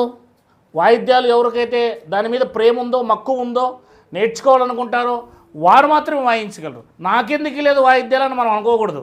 ఎందుకంటే ఇప్పుడు నాకు పాటలు పాడేకి రావు, పాటలు నేనే పాడాలంటే ఏం చేసేస్తాను నేను? సంఘానికి క్షేమాభివృద్ధి కలగజేయలేను. వాయిద్యాలు మీరు వాయించగలరా? వాయిద్యాలు మీరు వాయించలేరు. అప్పుడు సంఘానికి మీరు ఏం చేయగలరు? సంఘానికి క్షేమాభివృద్ధి తీసుకురాగలరా? సంఘాన్ని అభివృద్ధి చేయగలరా? మీరు ఏదేదో కొడతారు. సంఘము ఇంపుగా ఉండదు, సంఘం కన్నీరు గార్చదు, సంఘము హృదయాలు కదిలింపబడవు గనక సంఘం క్షేమాభివృద్ధి కాదు. అందుకే ప్రతి వాడు కూడా తమ తమ వరాలు తెలుసుకొని ఆ సంఘ కాపరి, గృహ నిర్వాహకుడు నువ్వు ఈ పనిలో ఉండు, నీవు పనిలో ఉండు, నీవు పనిలో ఉండని ఆ పనిలో ఆ గృహ నిర్వాహకుడు పెట్టి సంఘమంతా కూడా దేవునిలో లీనమైపోవడానికి, దేవునిలో గొప్పగా ఆరాధించబడడానికి, దేవుని వైపు తిరగడానికి వారి వారి బాధ్యతలు అప్పగిస్తాడు. ఆ పని ఎవరు చేయాలి? మీరు తీసుకోవాలి. డ్రమ్స్ కొట్టేకి రమ్మంటే డ్రమ్ కొట్టే ఆయన ఒక ఆదివారం కనబడితే మరొక ఆదివారం కనబడకూడితే క్షేమాభివృద్ధి ఎట్లా వస్తుంది? కీబోర్డు వాయించే ఆయన పొద్దున్నే 9:30కు రాకపోతే కీబోర్డు వాయిస్తాడు? చెప్పండి. తనకిష్టం వచ్చినప్పుడు 10 పాటలు అయిపోయిన తర్వాత వస్తాడు, కీబోర్డు వాయిస్తే ఏం లాభం? అదే ఎవరైనా సరే, ఇప్పుడు పాటలు పాడే ఆయన పాటలు పాడాలనుకున్నాడు, దేవుని ఆరాధించాలనుకున్నాడు, సంఘాన్ని కదిలించాలనుకున్నాడు. ఆయన 11:30కు వస్తే ఏమవుతుంది? 11 ఎవడిస్తాడు నీకు పాట? ఏ వయసులో జరగాల్సిన ముచ్చట ఆ వయసులో జరుగుతుంది అన్నట్టుగా నీకు సంఘము ఒక క్రమం పెట్టింది, సమయం పెట్టింది. ఆ సమయంలో వచ్చి నీ వంతుగా నువ్వు వచ్చి కన్నీటితో ఒక పాట పాడితే సంఘం అంతా కదిలింపబడుతుంది. సంఘం ఎందుకు 9:30కే రావాలనేది? 9:30కు పాటలు స్టార్ట్ అయితే 10:30 వరకు, 11 వరకు ఈ పాటలు పాడినప్పుడు సంఘములో ఉన్న ఆ ప్రజలు, విశ్వాసులు ఇంటి దగ్గర నుంచి ఎన్నో రకాల ఇబ్బందులతో వస్తారు తెలుసా? భార్యాభర్తలు గొడవలు పడి ఉంటారు వారమంతా, ఇంటి దగ్గర సమస్యలు ఉంటాయి, కష్టాలు ఉంటాయి, తినేకుంటుందో లేదో, ఏం తింటారో, ఏం గతో, పరిస్థితులు ఎలా ఉంటాయో, ఈ యొక్క బాధలు, ఇబ్బందులు, శ్రమలు, కష్టాలు పెట్టుకొని సంఘం అంతా ఈడ్చుకుంటూ వస్తుంది దేవుని దగ్గరికి. అక్కడికి వెళ్తే ఏదైనా ఆదరణ కలిగిన మాటలు వస్తాయి, నన్ను ఆదరించే మాటలు నాతోకి వస్తాయి అని చెప్పేసి పాటల్లోనైనా ఆదరణ పొందుకుంటాను, మాటల్లోనైనా ఆదరణ పొందుకుంటానని వస్తారు అక్కడికి. అక్కడికి వచ్చిన తర్వాత ఆ 2 గంటల్లో మనం అందరూ కలిసి ఆ వరాలు కలిగిన వారము మన బాధ్యతను నెరవేర్తిస్తే వారు కన్నీటితో, ఆహారం లేకపోయినా ఇంటికి పోయి మిగిలిన వారం అంతా కూడా వాళ్ళు ఆహారం లేకపోయినా కన్నీటితోనే దేవుని ఆరాధన చేస్తారు. ఆ దేవుని మీద ఖచ్చితంగా ఆరాధన పట్టుకుని జీవిస్తారు. మనం చేయాల్సిన బాధ్యత ఏం తెలుసా? అది అందరూ చేయాలండి. ఎవరు చేయాలా? అందరూ చేయాలి. పాటలు పాడమంటే ప్రిపేర్ అయ్యి రామ్, జాన్ రా, మాథ్యూస్ రా అని పిలవగానే ఆటకు వచ్చి నిలబడి మధ్యలో పాటను మింగేస్తాం. పోయింది. వెనక్కి ముందుకు పాడతాం, ముందుకు వెనక్కి పాడతాం. ఏం చేస్తామో మనకి తెలియదు. పాట పాడితే కన్నీటితో పాడలేరా? ఆరాధన చేస్తే కన్నీటితో చేయలేరా? నువ్వు కదిలింపబడితే మరొకరు కదులుతారు, నువ్వు ఏడిస్తే మరొకరు ఏడుస్తారు. అవునా? నువ్వు నిజమైన ఆరాధన చేస్తే, ఎలుగెత్తి దేవుని స్తుతిస్తే మరొకరు, నీ కొరకు కాకపోయినా పక్కనున్నవాడైనా మారాలని మనం ప్రవర్తించాలా. అర్థమవుతుందా లేదా? వచ్చినోడిని వెనక్కిపోయేటట్టుగా మనం ఎప్పటికీ చేయకూడదు. ఇక్కడికే రావాలరా అనిపించాలి వాళ్ళకి, ఇంకెక్కడికి పోకూడదు అనిపించాలా. అది అందరి బాధ్యత. ఎవరి బాధ్యత? రంగం మీదకి వచ్చిన తర్వాత కౌరవులు, పాండవులు వారి వారి బాధ్యతను ఏ రకంగా అయితే నాటకం మీద న్యాయం చేసి వెళ్ళిపోతారో కిందికి, మనం కూడా ఆ నాటక రంగం మీద ఉన్నాం. ఇప్పుడు మన బాధ్యతలు మనం ఏం చేయాలా? ఆ సంఘంలో నెరవేర్తించాలా. 9:30 నుంచి 1 గంట వరకు వాక్యం చెప్పేవాడు వాక్యం బాధ్యత, ఆరాధన చేసేవాడు ఆరాధన బాధ్యత, పరిచర్య చేసేవాడు పరిచర్య బాధ్యత, చెప్పులు ఎత్తిపెట్టేవాడు చెప్పులు ఎత్తి బాధ్యత. ఇవన్నీ అతి చిన్న విషయాన్ని కూడా వెనకాల నుంచి వచ్చే కొత్త వాళ్ళు గమనిస్తారు. అప్పుడు అక్కడికి రావాలన్న మనసు వాళ్ళకందరికీ వస్తుంది. ఆరాధన సమయంలో ఫోన్ వస్తుంది, బయటికి వెళ్ళిపోతాడు. ఆరాధన వాక్యం చెప్పేటప్పుడు ఫోన్ వస్తుంది, బయటికి వెళ్ళిపోతాడు. ఇవన్నీ కూడా మిగిలిన వారిని చెడగొట్టడమే తప్ప బాగుపరచడానికి ఏమాత్రమో వీలుండదు. ఏదో రెక్కలు కట్టుకొని వచ్చింటాడు పని, ఆరాధన సగంలో పోతాడు, సరుకులను తెచ్చుకుంటాడు, ఇంటికి వెళ్ళిపోతాడు. మటన్ తెచ్చుకుంటాడు, ఇంటికి వెళ్ళిపోతాడు. అతనికి ఇష్టం వచ్చినప్పుడు వస్తాడు, ఇష్టం వచ్చినప్పుడు వెళ్ళిపోతాడు. ఇదంతా ఏం చేస్తుందంటే ప్రభావం ఎక్కడ పడుతుందంటే సంఘం మీద పడుతుంది, చెడిపోతుంది. సంఘాన్ని చెడగొట్టడానికి వచ్చే వాళ్ళగా మారుతాం. కానీ సంఘాన్ని మనము దానివల్ల మనకు శాపం అని చెప్తున్నాను నేను. మళ్ళా దేవుని భార్యను ఎవరైనా చెడగొట్టడానికి ప్రయత్నం చేస్తే బైబిల్ అంటుంది నేను వాణ్ణే లేపేస్తాను అంటున్నాడు దేవుడు. శాపం అది, భయంకరమైన శాపం అది. పౌలుని విడిచిపెట్టలేదు దేవుడు, ఎవరిని విడిచిపెట్టలేదు. సంఘమును రోమా సామ్రాజ్యం అనే సంఘమును చెడగొట్టినందుకు భూమి మీద లేకుండా చేసేసాడు రాజ్యాన్నే. కనుక మనం జాగ్రత్తగా ఉండాలి. ఇది దేవుని పని. గృహ నిర్వాహకుడు ఏమని రాయబడిందమ్మా? గృహ నిర్వాహకుడు అంటే సంఘం యొక్క నిర్వహణ కర్త. ఇంకొంచెం ముందుకు పోదాం, ఫాస్ట్గా పోదాం కొంచెము. 2 కొరింథీయులకు రాసిన పత్రిక 5వ అధ్యాయము 20వ వచనం చదవండి మీరే ఫాస్ట్గా. 5:20.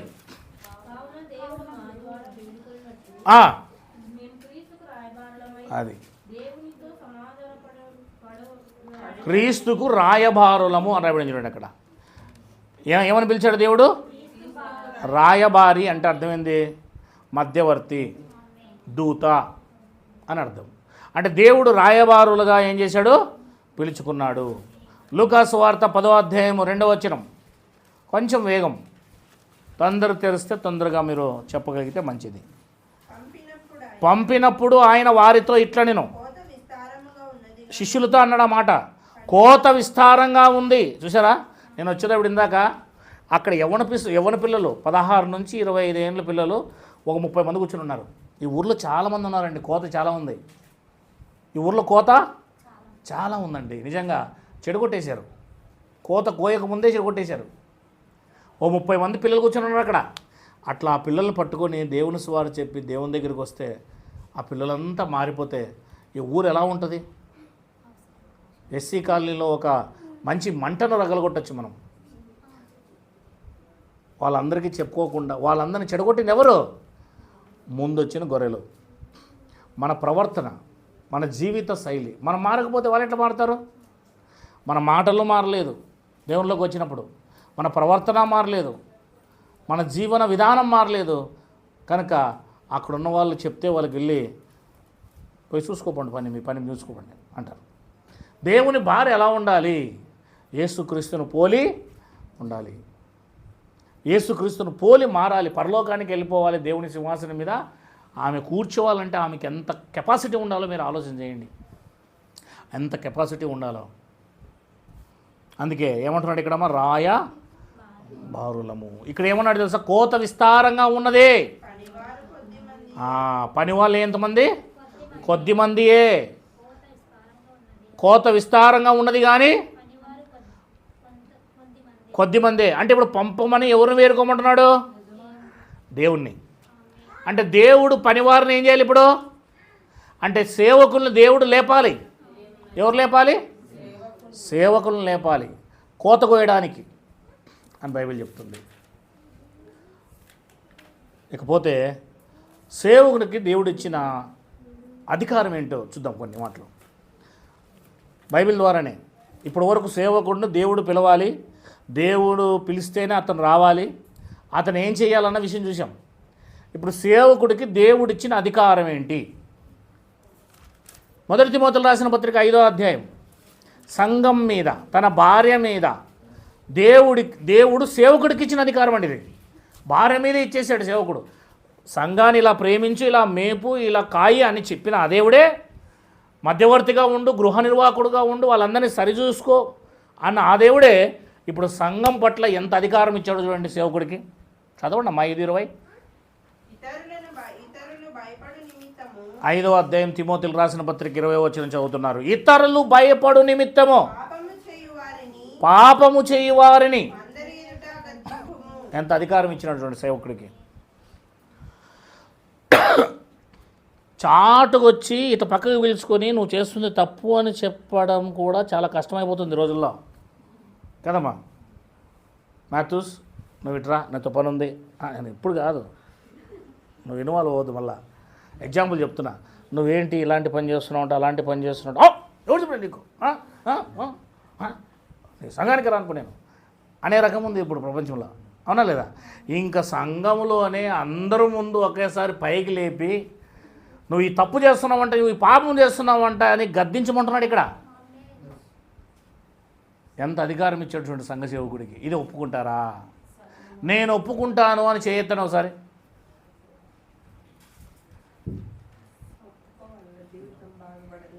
ఒప్పుకోవాలి, తప్పదు. మరి అందరి ముందు అన్నప్పుడు ఖచ్చితంగా ఒప్పుకోవాలి.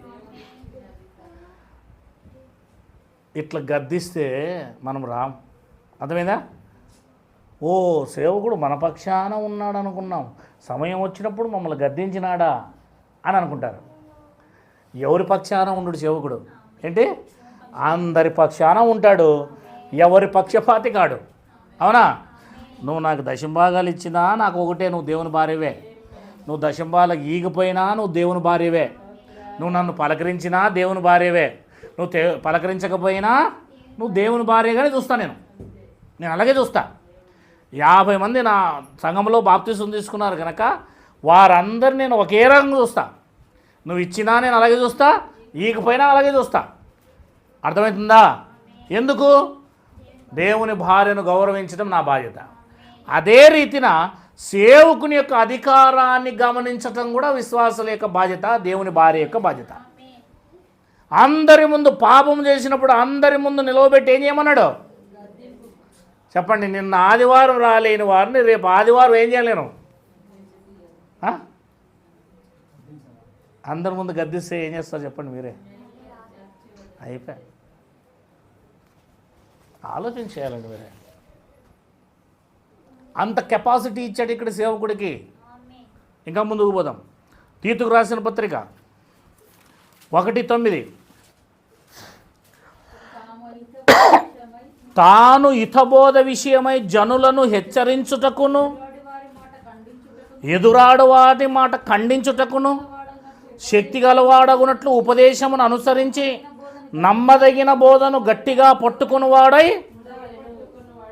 చూడండి, హితబోధ చేయాలంట, హెచ్చరించాలంట జనులను. సంఘములో ఎవరైనా ఎదురాడితే వారిని ఏం చేయాలంట? ఎదురాడితే ఖండిస్తే ఎట్లుంటుందండి? ఇంకా సంఘములో ఒకవేళ ఎదురాడారనుకో వాళ్ళని ఏం చేయాలంట? ఖండించాలంట. ఖండిస్తే ఎక్కడుంటారు చెప్పండి? దేవుడు హెచ్చరించమన్నాడు. హెచ్చరించడం అంటే అర్థం ఏంటి? ఇంకొకసారి తప్పు చేసినామంటే చూడు జాగ్రత్త అనడం హెచ్చరించడం, ఖండించడం. ఇది సేవకునికి ఇచ్చిన అధికారం. ఈ అధికారము నాకు తెలిసి 99% ప్రపంచంలో ఉన్న ఏ సేవకుడు వాడుకోడు. వాడుకుంటే ఏమవుతుందో తెలుసా? వాడిపోతాడు. ఏమవుతాడు? నిజంగా వాడిపోతాడు. 100% నిజంగా వాడిపోతాడమ్మా. ఖచ్చితంగా వాడిపోతాడు, నాకు తెలుసు. రండి, తిమోతి రాసిన పత్రిక, అదే తీతుకు రాసిన పత్రిక 2వ అధ్యాయం 15వ వచనం. వీటిని గూర్చి బోధించుచు హెచ్చరిక చేయాలంట. ఏం అధికారంతో? సంపూర్ణమైన అధికారంతో. ఒకవేళ దుర్బోధన కలిగి ఉంటే ఆ దుర్బోధను ఖండించాలి. అసలు నిన్నెవరిని తృణీకరించనియద్దు, అంటే నీ మీద వేలెత్తి చూపించకుండాను ఉండాలి అంటున్నాడు ఇక్కడ. అంత అధికారం సంఘం ఇవ్వాలి ఇప్పుడు సేవకుడికి. ఖండించేంత అధికారం, హెచ్చరించేంత అధికారం, సంపూర్ణంగా ఖండించేంత అధికారం సేవకుడికి ఇవ్వాలా? ఇస్తారా? ఒక్క మాట తగిలేపాటికే, వాక్యంలో ఒక్క మాట తగిలేపాటికేనమ్మా అప్పుడే అక్కడి నుంచి మెల్ల లేచి వెళ్ళిపెట్టారు. ఎక్కడ పెట్టారు వీళ్ళు? ఏంటి? లేచి వెళ్ళిపోయింటాడు. మొన్న వచ్చిన సేవకుడు గమనించినాడు. మొన్న వచ్చిన సేవకుడు ఒక దగ్గరికి వెళ్ళాం, ఎవరి పేరు చెప్పు సావన్లే, ఎందుకు ఊరికైనా అవసరంగా వాకింగ్ చెప్పాడు. వాకింగ్ చెప్పిన తర్వాత లోపల పోయినాడు. లోపల కూర్చున్నాడు. ఇట్లా ఇంకా భోజనానికి కూర్చోవాలి సేవకుడు. ఆయన దగ్గరికి వెళ్ళి, పాస్టర్ గారు, సేవకుడు పాస్టర్ గారు, మీరు బలి చెప్పినారు పాస్టర్ గారు వాక్యం, అబ్బాబ్బాబ్బా అన్నాడు. అప్పటికేమో మంచిది బ్రదర్ అన్నాడు. తర్వాత మేమంతా ఇంటికి వెళ్ళిపోయినాము. ఇంటికి వెళ్ళిపోయిన తర్వాత నాతో అంటున్నాడు, ఆయన ఎవరు, నేను వాక్యం బాగా చెప్పినానని నన్ను పరామర్శించడానికి, ఒక విశ్వాసి ఎలా ఉండాలో కూడా తెల్లా వీళ్ళకి అన్నాడు. అతనే ఒకటి జడ్జిమెంట్ చేయడానికి, నా వాక్యం బాగుంది బాగలేదు అనడానికి. ఆడేమో అప్పటికే మనిషి అంతా బాధపడ్డాడు. ఇంటికి వచ్చిన తర్వాత అతనేంటి ఒక సేవకుడి దగ్గరకు వచ్చి, సేవకుడు అంటే ఏమనుకుంటారు వీళ్ళు, ఒక సేవకుడి దగ్గరకు వచ్చి ఒక విశ్వాసి వాక్యం బాగా చెప్పినారని నన్ను పొగుడుతున్నాడు. అతను ఎవరు ఇంతకీ? నేను వాక్యం బాగా చెప్తే ఏంటి, బాగా చెప్పకపోతే ఏంటి, నువ్వు ఒక విశ్వాసిగా రిసీవ్ చేసుకోవాలంతే. నన్ను పరామర్శించడానికి, నన్ను గొప్ప చేయడానికి, పొగడడానికి నువ్వెవరివి? నా దేవుడు పొగడాలా, ఇంకెవరు నన్ను ఏమనకూడదు వాక్యం బాగుందా బాగలేదనేసి. అది మీ పని కాదు, విశ్వాసుల పని కాదు అది అని ఆ మనిషి చాలా బాధపడ్డాడు. ఆలోచన చేయండి, మనం ఏ స్థాయిలో ఉన్నాం, ఏ స్థితిలో ఉన్నాం. అంటే మనం నేర్చుకోవాల్సిన విషయాలు చాలా ఉన్నాయి. మన పరిమితిని దాటి మనం వెళ్ళిపోతున్నాం. మన పరిమితి ఏంటో మనం తెలుసుకోలేం లేదు. దేవుడు ప్రతి ఒక్కరికి ఒక పరిమితిని పెట్టాడు. ఆ పరిమితిలో ఉంటేనే అందరికీ గౌరవం. మనం ఇప్పుడు నేను ఉన్నాను అనుకో, అందరిలాగా ఉన్నాను, కలిసి వెళ్ళిపోతాను. ఏంటైతాను? కలిసి వెళ్ళిపోతాను. పాస్టర్ గారు మా ఆవిడ డెలివరీ అవుతుంది రా అనగానే బండి వేసుకొని వెళ్ళిపోయిస్తాను, ఒక డ్రైవర్ లాగా. అవునా? నేను కొంచెం పని ఉంది నాకు, పలానా అనంతపురంకి వెళ్ళాలా, రా అనగానే వెళ్ళిపోతాను. అదే వేరే పాస్టర్ని మీరు పిలవండి, మీరు ఎవరైనా పిలవండి, చూద్దాం. ఏ మాథ్యూస్, మీరు ఇప్పుడు ఉరవకొండలో జాస్వా ఆనంద్ ఉన్నాడు, ఇంకొకరు ఉన్నారు. మీరు వాళ్ళదే కారు ఉందనుకోండి, పాస్టర్లే, అది చర్చిదే అనుకోండి, వారిని మీరు పిలుచుకోపోగలరా? ఆ సంఘంలో ఉన్న ఎవరైనా పిలుచుకోగలరా? నేనేం చేస్తుందంటే, మన వాళ్ళు నా వాళ్ళు అని నేను ఆ మూమెంట్ ఇస్తాను. దాన్ని అర్థం చేసుకోలేక అవతల ఏం చేసుకుంటారు వాళ్ళు, చాన్ని మంచి చేస్తే ఏదో మంచి వ్యక్తి అంటారు చూడు, ఆ రకంగా ఇది అవుతారు. అంటే నేను ఎప్పుడు కూడా ఎలా తీసుకుంటానంటే, నా వాళ్ళు, నా ఇంట్లో వాళ్ళు, నేను ఇంకా ఎక్కువగా నా ఇంట్లో వాళ్ళకంటే ఎక్కువ సంఘాన్ని చూస్తాను. ఎందుకంటే నా స్వభావం అది. సంఘం అనగానే నాకు తెలుసు దాని విలువ, దేవుని యొక్క భార్య అని నాకు తెలుసు. సంఘం ఉన్నప్పుడు నేను నా పిల్లల్ని, నా భార్యను పక్కన పెట్టేస్తా. ముందు సంఘం యొక్క బాధ్యత, సంఘం పని అయిన తర్వాతే నా వాళ్ళు. ఎందుకంటే నేను నా సంఘమును, దేవుని భార్యను బాగా చూసుకుంటేనే నా కుటుంబాన్ని నా దేవుడు చూసుకుంటాడు. అంతే. కనుక ఇది మీరు గమనించాలి. కనుక మనము ఎవరితో ఎలా ఉండాలి, నో ప్రాబ్లం, తప్పేం లేదు. ఒకరికొకరు అవసరాలు తీర్చుకోవడంలో తప్పు లేదు. దాన్ని బట్టి మనం ఎలా ఉండాలో అన్నది విషయం కూడా నేర్చుకోవాలి. ఇంకా ముందుకు పోదాం. ఏమంటుంది బైబిల్? తిమోతి రాసిన 2వ పత్రిక, ఫాస్ట్ 4వ అధ్యాయం 2వ వచనం.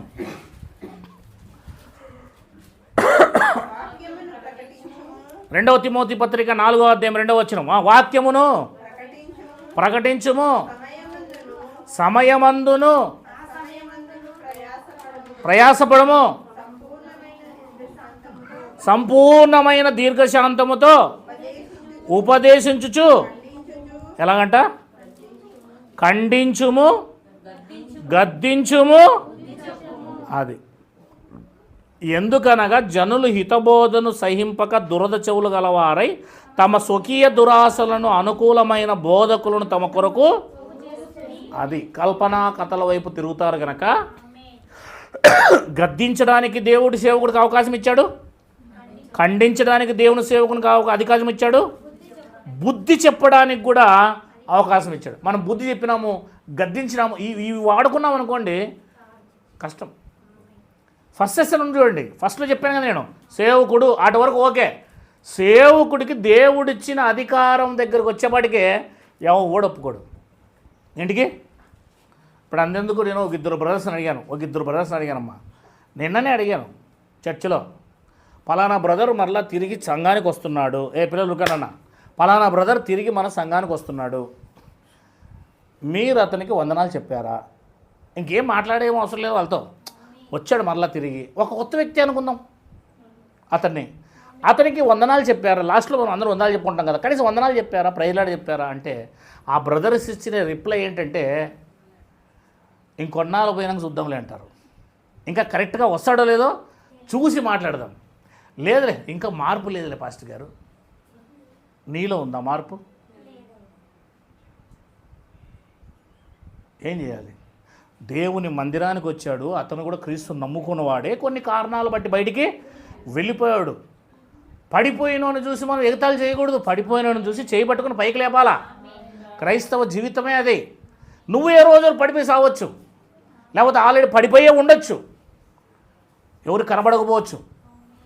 కనుక మనం పడిపోయిన వాళ్ళని మన యేసుప్రభు పైకి లేపాడు. మనం పడిపోయిన వాళ్ళకి మనం లేపిన యేసుప్రభుని బట్టి మనం ఆ ప్రేమను గుర్తించా కనుక మనం ఎంతమంది పడిపోతే అంతమందికి చేయి ఇస్తూనే ఉండాలా.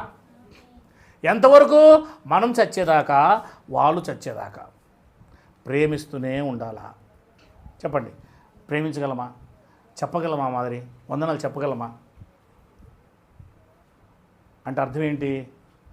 ఇప్పుడు బైబిల్ చెప్తుంది, అలాంటి వారిని నేను ఖండించాను అనుకో, ఇప్పుడు అందరి ముందు నిలబెట్టి ఖండించాను అనుకో, ఏమవుతుంది? అపార్థం చేసుకుంటారా, అర్థం చేసుకుంటారా? అపార్థం చేసుకుంటారు. అందరికీ వందనాలు చెప్పాలి, అందరికీ మనము కలిసిమెలిసి ఉండాలి అని చెప్తే వింటారా? మా ఇష్టం వచ్చినట్టు మేము ఉంటారు. కానీ సేవకుడికి ఇచ్చిన అధికారాన్ని విశ్వాసి తెలుసుకోకపోతే అతను ఆశీర్వాదం పొందలేడు, అతను ఆత్మీయంగా కూడా ఎదగలేడు, అతను ఎప్పటికి కూడా మారలేడు. ఇవి చేయకపోతే మారలేడు. కేవలం పైన మాత్రమే చూసుకొని వెళ్ళిపోతే, సేవకుడికి ఈ అథారిటీ ఇవ్వకపోతే అతను ఖచ్చితంగా ఒక వ్యక్తి మారలేడు. ఇది రెండవ స్థానం. ఈ స్థానంలోనే మనిషి మారతాడు. పైన చెప్పాడు చూడండి, 3వ అధ్యాయం 16, దైవజనుడు సన్నద్ధుడై ప్రతి సత్కార్యమునకు పూర్ణముగా సిద్ధపడి. దైవజనుడు అంటే దేవుని సేవకుడు. దైవావేశం వల్ల కలిగిన ప్రతి లేఖమును ఉపదేశించుటకును, ఖండించుటకును, తప్పు చేస్తే తప్పులో దిద్దుటకును, నీతి యందు ఎదుటివానికి శిక్ష చేయుటకును. అది నీతిగా జీవించమని శిక్షించాలంట. ఇంకా వ్యక్తి చెప్పేటప్పుడు విశ్వాసికి నీతిగా జీవించు అని మనం శిక్షించాలంట, ఖండించాలంట. తప్పు చేస్తున్నావని వాడిని తప్పు దిద్దాలంట. మరి తప్పు చెబితే కదా నేను దిద్దేది కదండి. మన సంఘంలోనే కొందరు ఉన్నారండి, ప్రతి విషయం అంటే ఇంకా సీక్రెట్స్ కూడా నాతో చెప్పుకుంటారు ఫోన్లో లేదా వ్యక్తిగతంగా కలిసినప్పుడు. ఎందుకోసం అంటే సేవకుడు చెబితే ఆయన నా కోసం ప్రార్థన చేస్తాడు, లేదా ఒక మార్గం చెబుతాడు, దాని నుంచి నన్ను విడిపిస్తాడు. సీక్రెట్ అంటే ఇంక సీక్రెట్ అనమాట, ఇంకా లోతైన విషయాలు నేను ఎవరు చెప్పనివి నా దగ్గర సమాధి అయిపోతాయి. ఎందుకు అంటే ఒక వ్యక్తికి అది చెప్పినప్పుడు దాని మార్గమును అతను సరళం చేస్తాడు. అది చెప్పాలి ఖచ్చితంగా, ఒకరు కలిగి ఉండాలి మనం. అతను మన కోసం ప్రార్థన చేస్తాడు, లేదా ఈ మార్గంలో వెళ్ళు, ఈ మార్గంలో ఉండు అని చెప్తాడు. అట్లాంటి వాళ్ళు కూడా మనలో కొందరు ఉన్నారు. అందరు కాదని చెప్పడంలే, కొందరు మాత్రమే ఉన్నారు ఆధారపడేవాళ్ళు. ఎందుకంటే అట్లా వాళ్ళకి సలహా చెప్పి వాళ్ళు ఎలా నడిపించాలో అలా నడిపించి వాళ్ళని సరైన మార్గంలోకి తీసుకొచ్చేకి వాక్యం చూపించి వాళ్ళని బలపరిచి మళ్ళీ నిలబెట్టాల్సిన బాధ్యత సేవకుడి మీద ఉంది కనుక దేవునికి మహిమ కలుగును గాక. ఆలోచిస్తున్నారా? ఇక కొందరైతే ఏ విషయంలో కూడా సేవకుని పట్టించుకోరు, ఏ విషయంలో కూడా అసలు సేవకుని పట్టించుకోరు. ప్రతి విషయములో సేవకునికి ఖచ్చితంగా తెలిసే తీరాలి. ప్రతి విషయం సేవకుడు లేకుండా, సేవకుని కుటుంబం లేకుండా ఏ పనిలో కూడా విశ్వాసి పూనుకోకూడదు. ఎందుకంటే సమస్తాన్ని వదులుకొని వచ్చింది కేవలం సంఘం కోసమే. అన్నదమ్ముల్ని, ఆస్తుల్ని మొత్తం అందరినీ వదులుకొని వచ్చింది ఎవరి కోసమో? కేవలం సంఘం కోసమే. ఏ వృత్తి చేయకోకుండా 24 గంటలు సంఘం కోసమే. జ్ఞాపకం వచ్చినప్పుడల్లా మీ పేర్లను జ్ఞాపకం చేసుకొని మీ కుటుంబాలు బాగుండాలి. ఒకవేళ తల్లిదండ్రులు సైతం, మన కన్న తల్లిదండ్రులు సైతం మనం మేలు కోరుకోరేమో కానీ ఎప్పటికీ ప్రార్థన చేసేది సేవకులు మాత్రమే. వాళ్ళు బాగుండాలి, వాళ్ళ కుటుంబాలు బాగుండాలి, వాళ్ళ పిల్లలు బాగుండాలి, వాళ్ళ ఆర్థికంగా బాగుండాలి, వాళ్ళ పొలాలు బాగుండాలి, వాళ్ళ ఇల్లు బాగుండాలని జ్ఞాపకం చేసుకొని ప్రార్థన చేసి దేవుని అడిగేది కేవలం సేవకులు మాత్రం. మా పని ఏముంది ఇంకా? అదే పనే, బైబిల్ చదవడము, ప్రార్థన చేయడం. ఇది సేవకులు చేసే పని. అని సేవకులు ఏం చేస్తారు? సేవకుల కుటుంబాలు ఏం చేస్తారు? పక్కన పెట్టేస్తారు. ఇది లోకములో మీ డినామినేషన్ల దగ్గరికి వెళ్ళండి. నేను డినామినేషన్లో ఒకసారి వాకింగ్ చెప్పడానికి వెళ్ళినప్పుడు ఒక పాస్టర్ గారు వారం రోజుల నుంచి ఒకరోజు అనకాపల్లికి వెళ్ళినప్పుడు వారం రోజుల నుంచి అడుగుతూనే ఉన్నాడంట వాళ్ళ విశ్వాసి, అయ్యా ఫౌండేషన్ తీసాము, మూలరాయి పెట్టాలి ఇల్లు కట్టడానికి రండి అంటుంటే ఆయనకు అబ్బడం లేదు. అటు ఇటు మీటింగులు తిరుగుతూనే ఉన్నాడు. ఆయన వారం రోజుల నుంచి మీటింగులు తిరుగుతూ ఉంటే వాళ్ళు అసలు ఫౌండేషనే వేయలేదు. పాస్టర్ గారు వచ్చి ప్రార్థన చేయాలా, ఆ తర్వాత మేము ఫౌండేషన్ వేయాలని. అసలు మూలరాయే వేయలేదు. ఆయన నన్ను వాక్యానికి పిలిపించాడు, నేను వాక్యం చెప్పాను. ఆ రోజు కూడా ఆయనకు అర్జెంటు ఆఫీస్ నుంచి ఫోన్ వచ్చింది. ఆఫీస్ నుంచి ఫోన్ రాగానే ఆయనకు ఫోన్ చేశారు మళ్ళీ ఎవరు, అయ్యా ఈ రోజైనా రండి ప్రార్థన చేస్తాం, మేస్త్రీలు వచ్చారు, మళ్ళీ వెనక్కి వెళ్ళిపోతారంటే అప్పుడు ఆయన నాకు ఫోన్ చేసి, అయ్యా అక్కడ మళ్ళీ మా విశ్వాసులు ఉన్నారు, వాళ్ళకి వారం రోజుల నుంచి నేను ఇట్లా వెళ్ళాలనుకుంటున్నాను కానీ వెళ్ళలేకపోతున్నాను, మేస్త్రీలు వచ్చి వెనక్కి వెళ్ళిపోతున్నారు, మరి మీరు ఉన్నారు కాబట్టి ఖాళీగా మీ దగ్గరికి వస్తారు, మిమ్మల్ని బైక్లో తీసుకుని వెళ్తారు, వాళ్ళకి వెళ్ళి మీరు ప్రార్థన చేయండి అన్నాడు. అంటే ప్రార్థన చేసేదాకా మూలరాయి కూడా పెట్టలేదండి వాళ్ళు సేవకుని పట్ల. వాడు వస్తే ఎంత రాకపోతే ఎంత అని వారంలో ఎప్పుడైనా పెట్టొచ్చు కదా. నన్ను పిలిపించారు, ఆయన అధికారముగా సిఫారసుగా ఆయన వాళ్ళకి చెప్పగా వాళ్ళు నా దగ్గరకు వచ్చి ప్రార్థన 1-2 కిలోమీటర్ల దూరం వెళ్ళి నేను మూలరాయి పెట్టి దిగి 3 రాళ్ళు నా చేతి పెట్టించిన తర్వాత ప్రార్థన చేసిన తర్వాత నా చేతి కానికిచ్చి అప్పుడు వాళ్ళు పని ఆరంభించారు. అప్పుడు చెప్పారు వాళ్ళు, వారం రోజుల నుంచి ఎదురు చూస్తున్నాం మేము, ఈరోజు మీరు ఎక్కడి నుంచో వచ్చారు, మీ ద్వారా జరిగింది దేవుని కృపను బట్టి అని ఆలోచన చేయండి. అంటే ప్రతి పని విషయంలో ముందు ఎవరికి చెప్తారు తెలుసా వాళ్ళు? నా కుటుంబం, నా తల్లిదండ్రులు లాంటి వారు వీళ్ళు, వాళ్ళు అన్నీ వదులుకొని మా కోసం వచ్చారు కనుక మేము ఖచ్చితంగా వాళ్ళకి చెప్పే ఏ విషయమైనా చెయ్యాలి అని సేవకులకు అందించిన తర్వాతే, ఆ సేవకులు వచ్చి చేసిన తర్వాతే ముందుకు పోతారండి. ఇది బైబిల్ విధానం. ఇది మనకు ఇంకా విషయాలు తెలియవు, ఈ విషయాలు మనకు అస్సలు తెలియవు. ఎందుకంటే మనం ఆత్మీయంగా ఎదగలేదు, దేవుని వాక్యంలో కూడా మనము ఎదగలేదు. ఎంత అధికారం ఇవ్వాలంటే సంఘ సేవకుడు ఖండించడానికి, తప్పుదిద్దడానికి మనము అధికారం ఇవ్వాలి.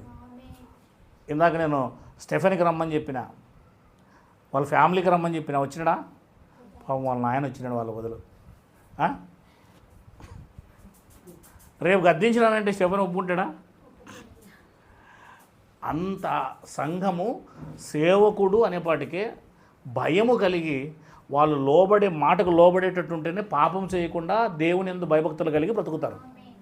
క్యాజువల్గా తీసుకుంటే నువ్వు ఎలా భయభక్తులు కలిగి ఉంటావు? నువ్వు ఈజీగా తీసుకుంటే ఎలా భయభక్తులు కలిగి ఉంటావు అంటున్నా నేను. కనుక బైబిల్ అంటుంది ఖండించడానికి, బుద్ధి చెప్పడానికి దేవుడు అధికారము ఇచ్చాడు. ఇంకొంచెం ముందుకు పోదాం. హెబ్రీయులకు రాసిన పత్రిక 13వ అధ్యాయం చివరి మాటగా చదువుతున్నా. హెబ్రీయులకు రాసిన పత్రిక, ఈ బైబిల్లో ఇంకా చాలా విషయాలు ఉన్నాయి, నేను కొన్ని మాత్రమే మీతో పెడుతున్నా, టైం లేదు కనుక వీలైతే ఎప్పుడైనా ఆదివారం మాట్లాడతాను. 13వ అధ్యాయము 17వ వచనం చదువుతామండి, బాగా జాగ్రత్తగా వినాలి. మీ పైన ఉన్నారా లేదా? మీ పైన నాయకులు ఉన్నారా లేదా? బైబిల్ అంటుంది, ఇది కొత్త నిబంధన, ఇది మీ పైని నాయకులుగా ఉన్నవారు. అది ఇప్పుడు చెప్పండి, మీ లెక్క, మీ ఆత్మలు రక్షించబడాలి అంటే దేవుడు ఎవరికి అప్పగించాడు? చాలామంది ఏమంటారు, మాకు సేవకులు అవసరం లేదు, మాకేం అవసరం లేదు అనుకుంటారు చాలామంది. బైబిల్ నియమం ఏంటి? నీ ఆత్మ రక్షణే పొందదు. నీ పైన ఒక నాయకుడిని, సంఘ పెద్దని పెట్టి దేవుడు అతనికి అప్పగించాడు. మీ ఆత్మలు రక్షణలోకి వెళ్ళాలంటే, నీ ఆత్మ రక్షణలోకి వెళ్ళాలంటే నువ్వు ఒక నాయకుడిని కలిగి ఉండాలి. ఆ నాయకుడు మీ పైన మీ ఆత్మలకు లెక్క చెప్పువాడే కాస్తున్నాడు. ఇది బైబిల్ రూలా లేకపోతే ఏమైనా మనం కొత్తగా పెట్టుకునేదా? ఈ ఈ ఈ సంపూర్ణమైన బైబిల్ వాక్యం కిందకి సంఘం వచ్చే తీరాలి. నా ఇష్టం వచ్చినట్లు వస్తాను, నా ఇష్టం వచ్చినట్లు పోతాను, నాకు సేవకుడు కుటుంబంతో నాకు ఏ సంబంధం లేదు అనుకుంటే పెద్ద పొరపాటు చేసినట్లు అవుతుంది. నువ్వు అసలు లెక్క చేయని వాడివి. నీకు దేవుడు కూడా లెక్కలేదు. దేవుడు అంటే కూడా భయమో లేదు. యెషయా గ్రంథం 55వ అధ్యాయమా మనం చూపించాం చూడండి. నీకు కనీస జ్ఞానం కూడా లేదు అని అర్థం.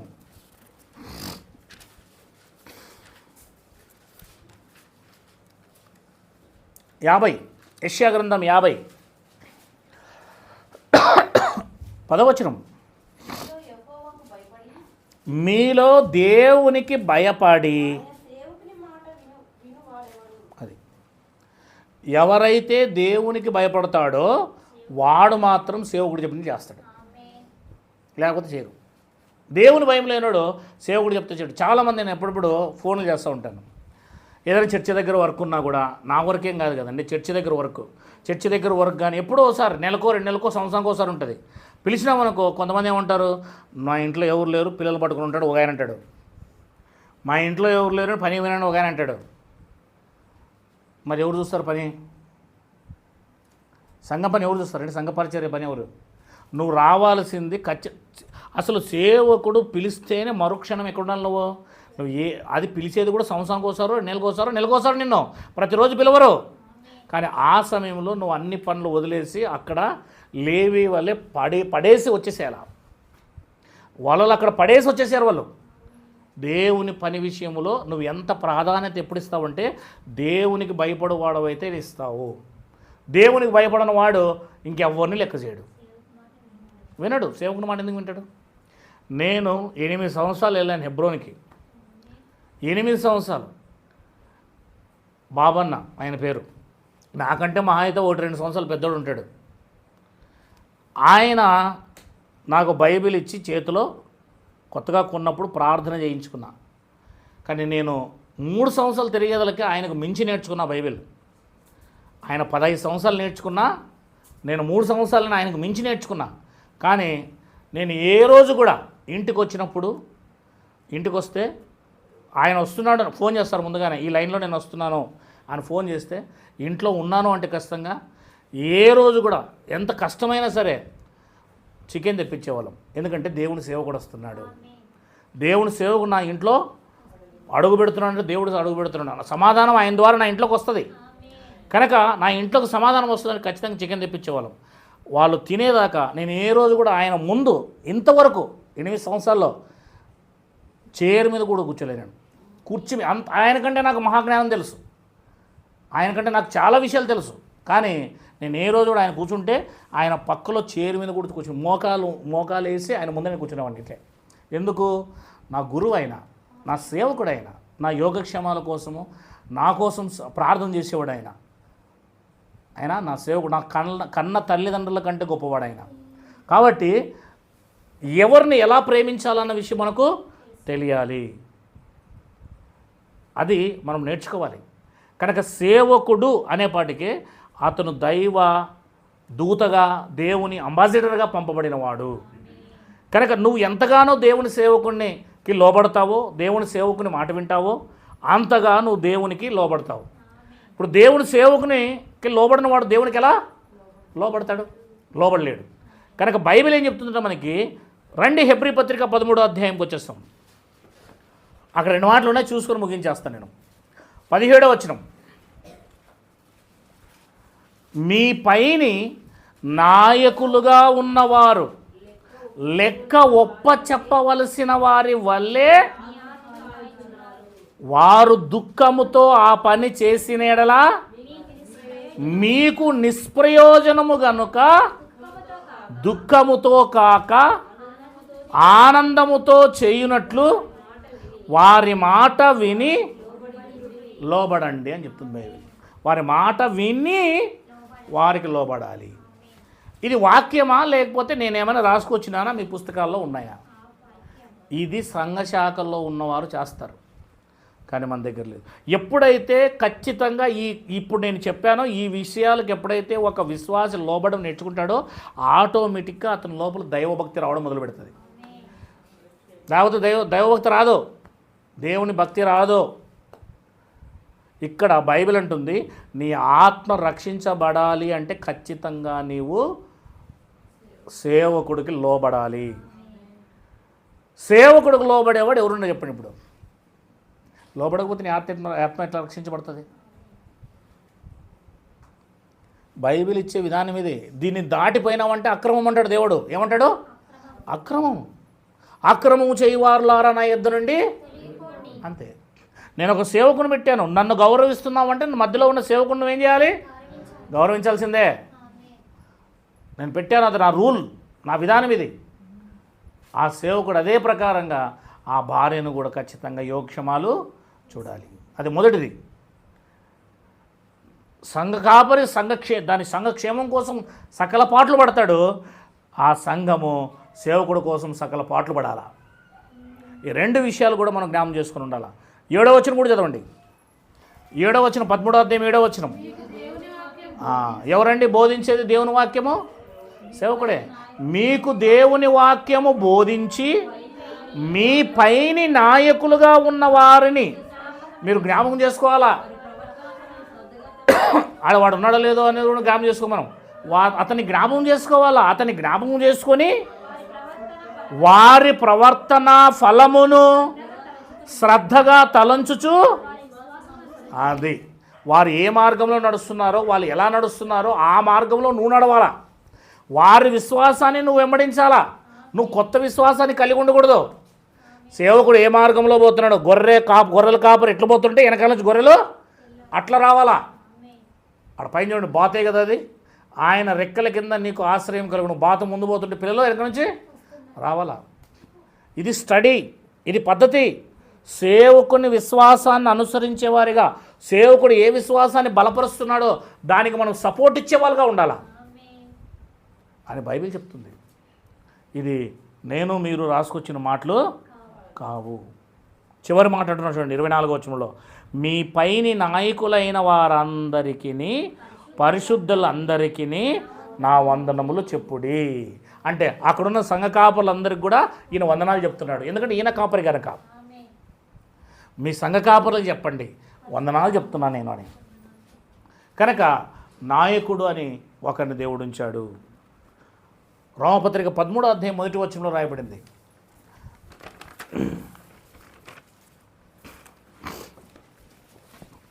దేవుడు ఉంచాడు. రోమపత్రిక 13:1, ప్రతివాడును పై అధికారులకు లోబడి ఉండవలెను, ఏలైనగా దేవుని వలన కలిగినది గాక మరి ఏ అధికారము లేదు.